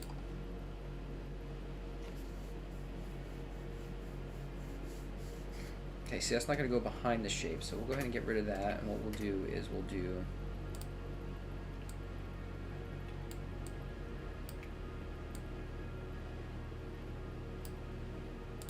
stay inside our lines. So there's various ways of going about doing this. This is just one approach.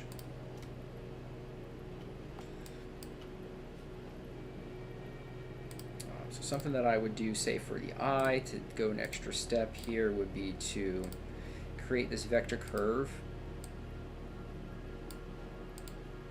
inside the eye shape. Set this whole curve shape to multiply, but now it's set inside the eye, so it now gives some shadow to his eye.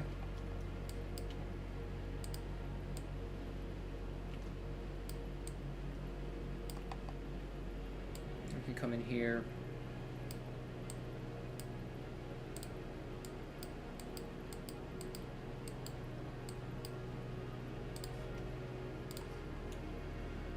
Gotta pull that out of the eye shape. I'm gonna throw this in our multiply layer over here.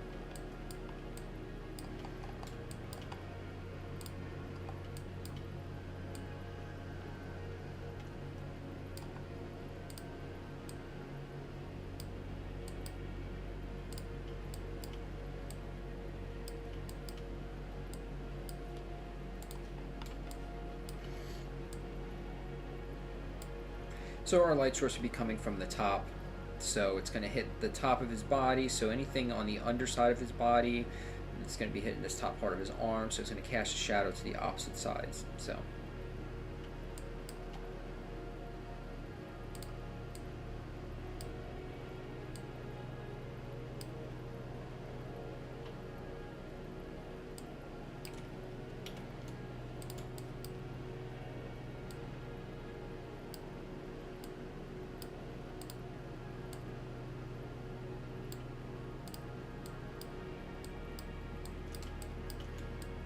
we'll continue working around the underside of these shapes.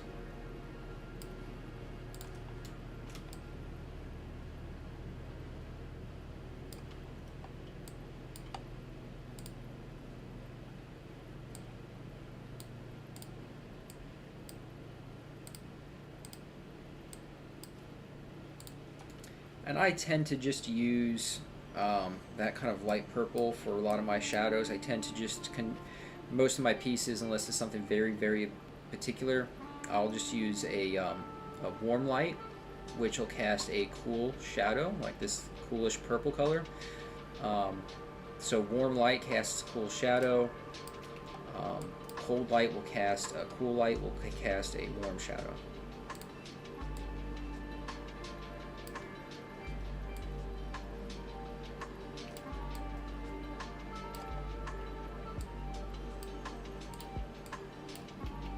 This in the lines.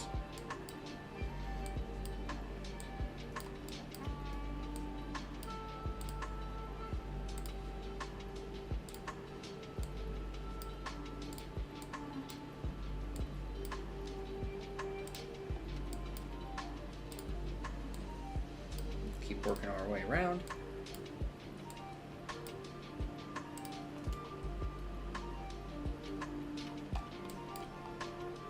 Probably don't need to get every single one of these little toe suckers here, but I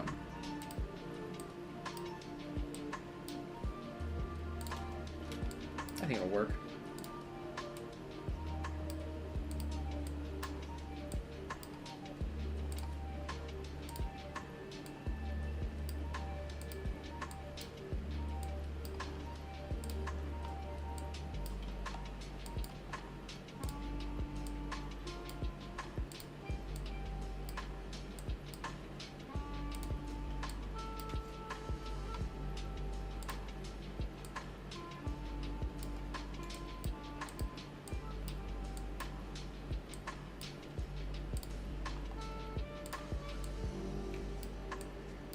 Yeah, if you're new to the channel and just checking it out, again, please like and subscribe. It certainly helps. Comment, let me know what kind of art you you like or what kind of art you do yourself. If you have any questions or anything that you're looking for some guidance on, that always helps me kind of plan out my channel content. I'd rather be making videos that I know are going to be useful to people.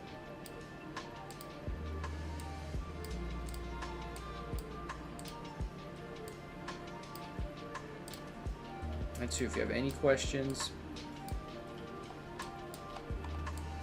leave me a comment and in the chat box.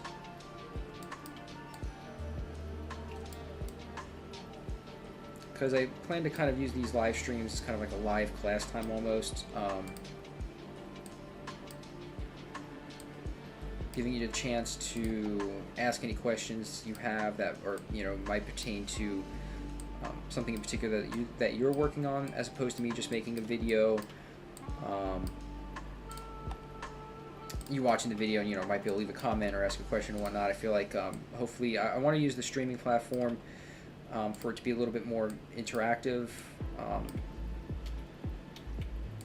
That way you can kind of get your questions answered.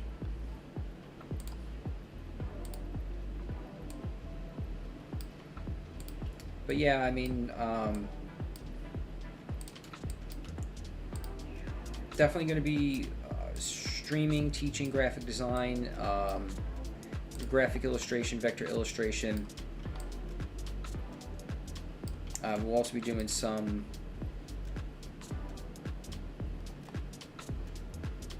other digital illustration as well. And I would like to eventually do a how to draw series where we focus more on some of the fundamentals of drawing.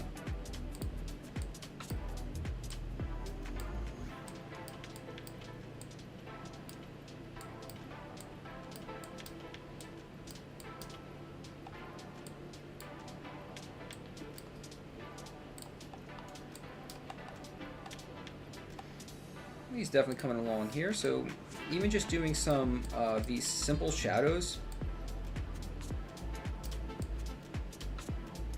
can really add quite a bit.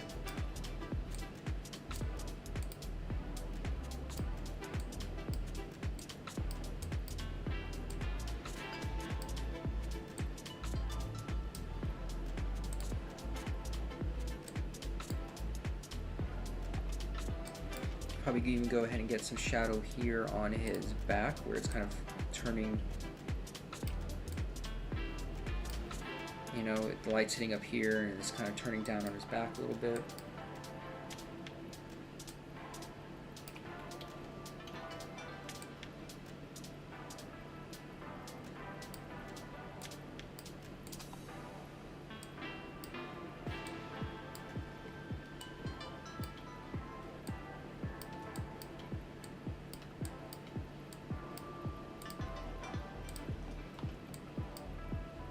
So just like that.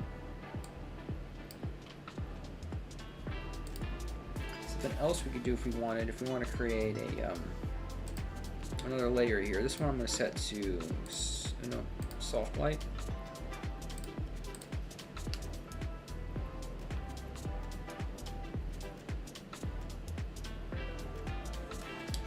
And I'll select this really light yellow here.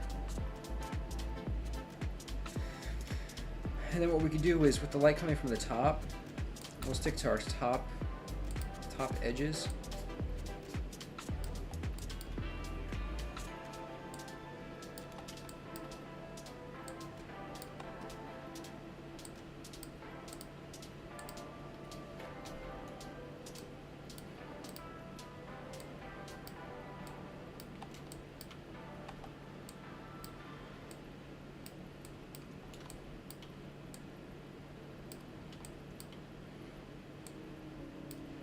Just kind of go around his back here.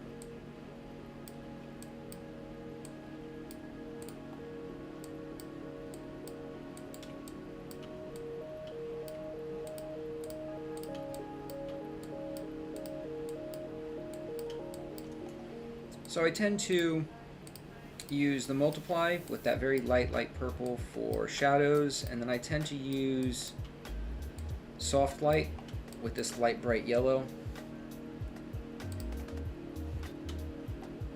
to add highlights. Now this we can make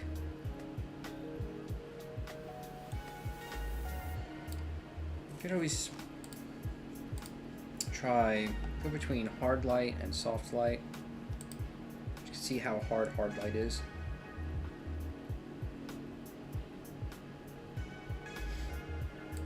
So that's why I usually tend to like to use soft light a bit better.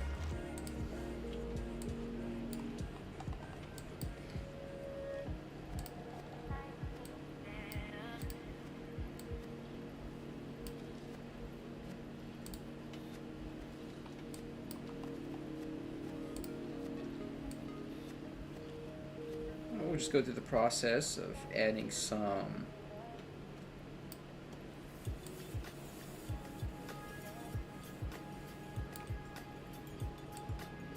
highlights.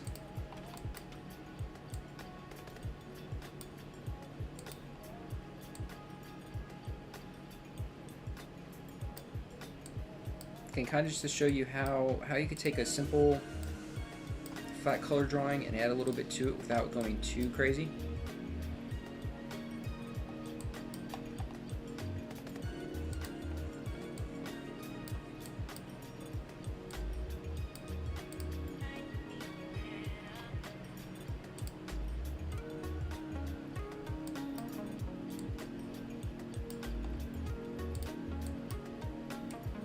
So the coloring process could be a lot simpler and a lot more straightforward than you might think. Like I was saying earlier, I know before I started really painting and getting heavy into colors, it was very daunting for me. I felt like there was so much that I needed to learn and so much I needed to do, and I was so far behind. But after just after just jumping in and whatnot, I realized, oh, it's a little more straightforward than that, you know. Color theory and lighting can be very, very intense subjects. There can be a lot to them, but don't let that deter you from jumping in, trying to learn and do something with it, because it's really not that bad once you get going. And for as complex as the subjects are, you don't need to know all of that stuff right off the bat to make good art. You know, you need to know some simple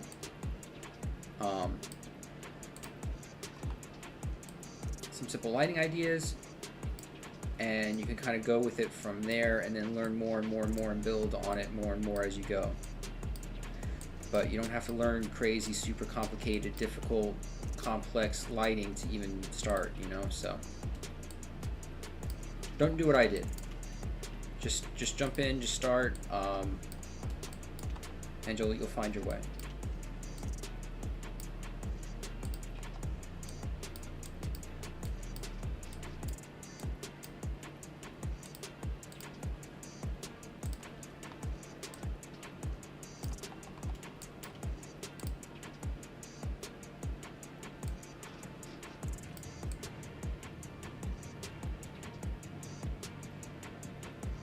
We're making some good progress.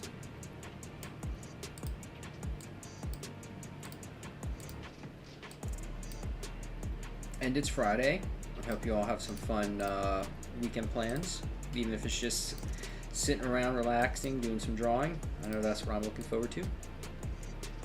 Tomorrow is free comic book day for anyone who is interested.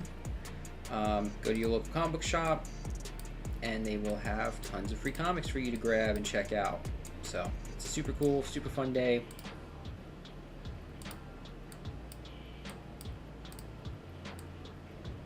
So yeah, hope everyone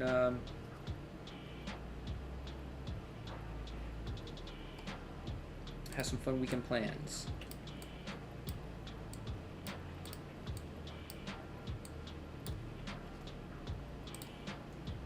Yeah, Jason, it's really where it's at. Thank you, I appreciate that. But yeah, I mean, it's just adding, even going about it in a simple approach can really just add more to it. and really make you, it'll help make your drawings, your cartoons, your illustrations pop even more, you know. So if you are working with just kind of flat colors and that's how you kind of creating your characters, um, like I've been saying, I guess the whole point is just kind of jump in, give it a go, you know. I've got um, 2 different layers. I've got a layer for my highlights and a layer for my shadows. The highlight layer, I'm using a soft light mode with a very light, bright white, yellow white, you can see here. For the multiply shadows layer, I was using a very light purple gray, and that's all you really need, you know. Just be mindful of your light source, and once you pick a light source, stick with that light source. So for instance, you know, we chose the light source coming from the top, so the top portion of him and his arm shapes, tail are lit, and then the bottom portions are in shadow. So you want to keep those consistent. You don't want to then come down to his leg down here and then all of a sudden have a shadow on his knee and then the highlight down here on the bottom of his foot. So you want to pick your one light source and stay consistent with it.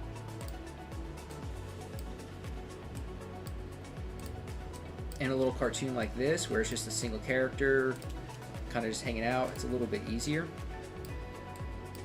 When you get a more complex scene where you may have multiple figures in the background and such like that, and things like that, it can be a little more, it can take a little more effort in keeping the light source kind of consistent. But like with anything else, the more you do it, the more practice, the easier that stuff becomes.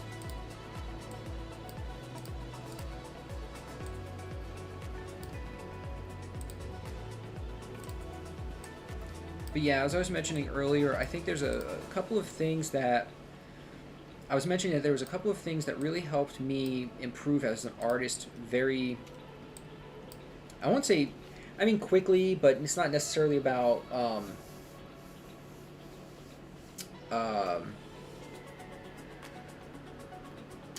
easier or anything, but drawing from life and figure drawing really helped progress my skills. Learning how to use reference really helped as well, and then just having fun with art, appreciating the artistic process, that's helped me improve as an artist a lot as well. There's plenty of time when I'd be trying to learn or study or do something, and I'd be working and it doesn't come out right, it doesn't look good, and it's easy to beat yourself up over those sorts of things. But it's very counterproductive to your progress. So it's better just to kind of like let loose. Don't be as serious. I mean, you want to do your studies, you want to learn and improve, but don't be too hard on yourself and too serious with it. You want to have that fun with it. And when you can have fun with it, you'll be able to progress quicker and easier, because you won't be there hurting yourself out. We are our own greatest obstacle and our own greatest enemy as artists. So you always want to kind of try to keep that open mind. And again, the main word here is just being, having fun, because when we were kids, we would create art and we loved it and we had a blast doing it, and it was just all about making art. As we get older, and especially if we want to do it and make some sort of money at it or living at it, we start to think or start to become more serious about it and overthink certain aspects of it, when really the number one thing that shows through in art when people are looking at it is just whether you had fun with it, whether you were inspired to create it or excited to create it. Never just go about creating artwork that other people have been creating, or, well, this is really popular right now, everybody's doing it, so I guess I should too. Sometimes that's okay. Sometimes there's a trendy thing you want to kind of pick up on and do something and kind of go along with that momentum, but you don't want to stray outside of yourself and who you are as an artist and what you're trying to do. So there may be certain things that you like stylistically, and even if they're not super popular, If that's who you are and it's what you like, I would encourage you to continue doing that thing. Because the more you do it, the more you'll bring it to a more refined level, and that's what'll end up really catching people's eyes when they look at your work, or potential clients or companies that you may want to work with. So it's a matter of being true to yourself. I know that back in the day, I got some various bad advice during some portfolio reviews. I was trying very hard to break into comics, and I would work on these just pages and pages and pages for my portfolio, and I'd bring them to conventions, and I'd show them around, and I'd show 5 different people, and I'd get 5 different responses, 5 different takes on my work, and 5 different suggestions as far as how to improve. And I think for me early on, that was one of the most damaging things that I could have done for myself, was to get all of that contradictory feedback from all these different people. It's one thing to get constructive feedback on the fundamentals of your art and how to improve fundamentally. And that's why, like, in these live streams, I want to talk to you about the fundamentals of art. So the basics of form and shape and lighting and coloring and things like that. And then it's up to you to run wild with it and do your thing. Use the lines that you like to use, whether it's rough lines or whether you have a really tight, clean drawing style. That's on you. That's up to you. You do you on that. If you like creating chibi characters, then that's what you do. You like animal characters, or whether you like to work more realistically versus stylized. So yeah, it's one thing to get feedback on the fundamentals of art and how you can improve your art style through better understanding of form or lighting or shape design. But to get feedback and to have your work judged based on your style, and then you turn around and start making tweaks to your overall portfolio or your overall design style based on just that concept, is very counterproductive and can be very damaging for new artists. That's what I have found for myself personally. So when you are getting any sort of feedback or portfolio review from somebody, that whole take it with a grain of salt is huge. Is huge.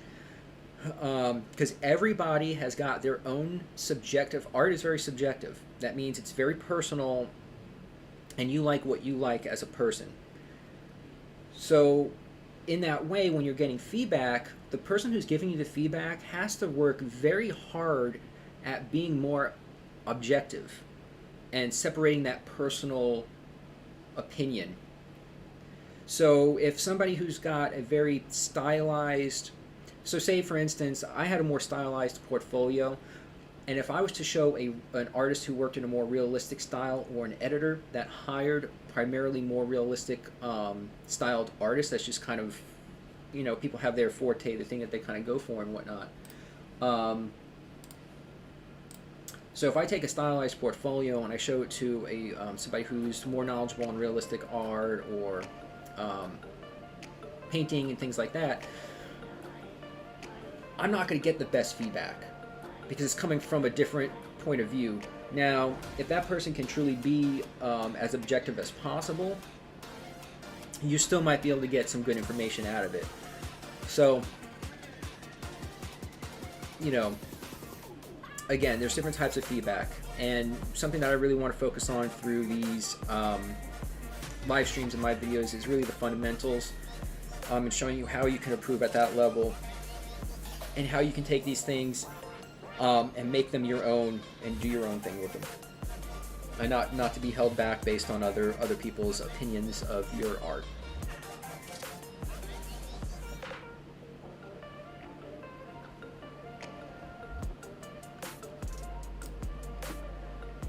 A bit of a rant, a little bit of a tangent there, so I hope that was somewhat helpful. I mean, I know,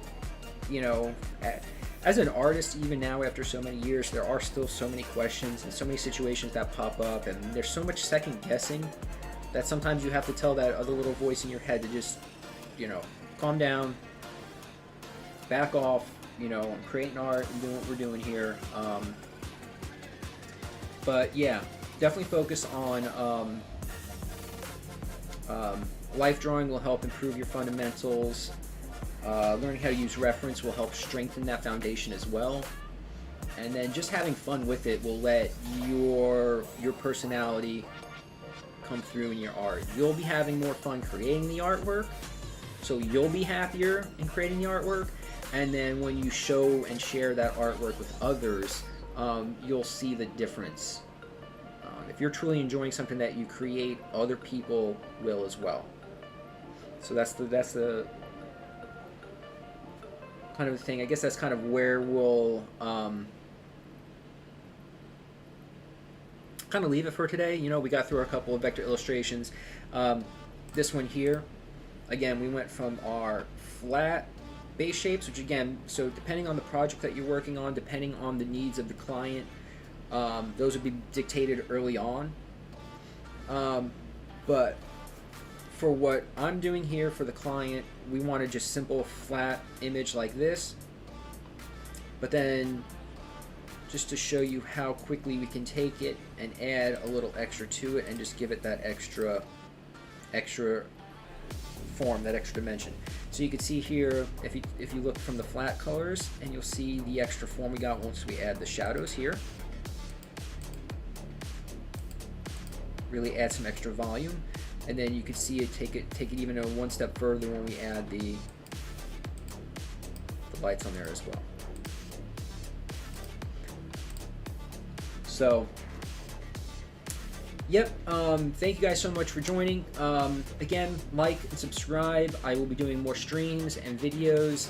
I really want to kind of create a community where we can all learn and grow together as artists. So any questions you have, anything you might like to see, comment on the video, send me an email. I know several people have sent me emails with various questions with questions that they've had on personal projects they've been working on, and I'm always very interested and down to help anybody who needs it, so please feel free to reach out. Well, yeah, hit the bell too, that way you don't miss any new videos when they come out. I hope you found this helpful. I've got a lot of content creation to do, so to share with you all. And thank you so much for spending your time with me today. I really appreciate it. It's wonderful for you to be here with me, and I'm just glad that I get to do this. Thank you so much. Have a great rest of your Friday and an amazing weekend all. Goodbye.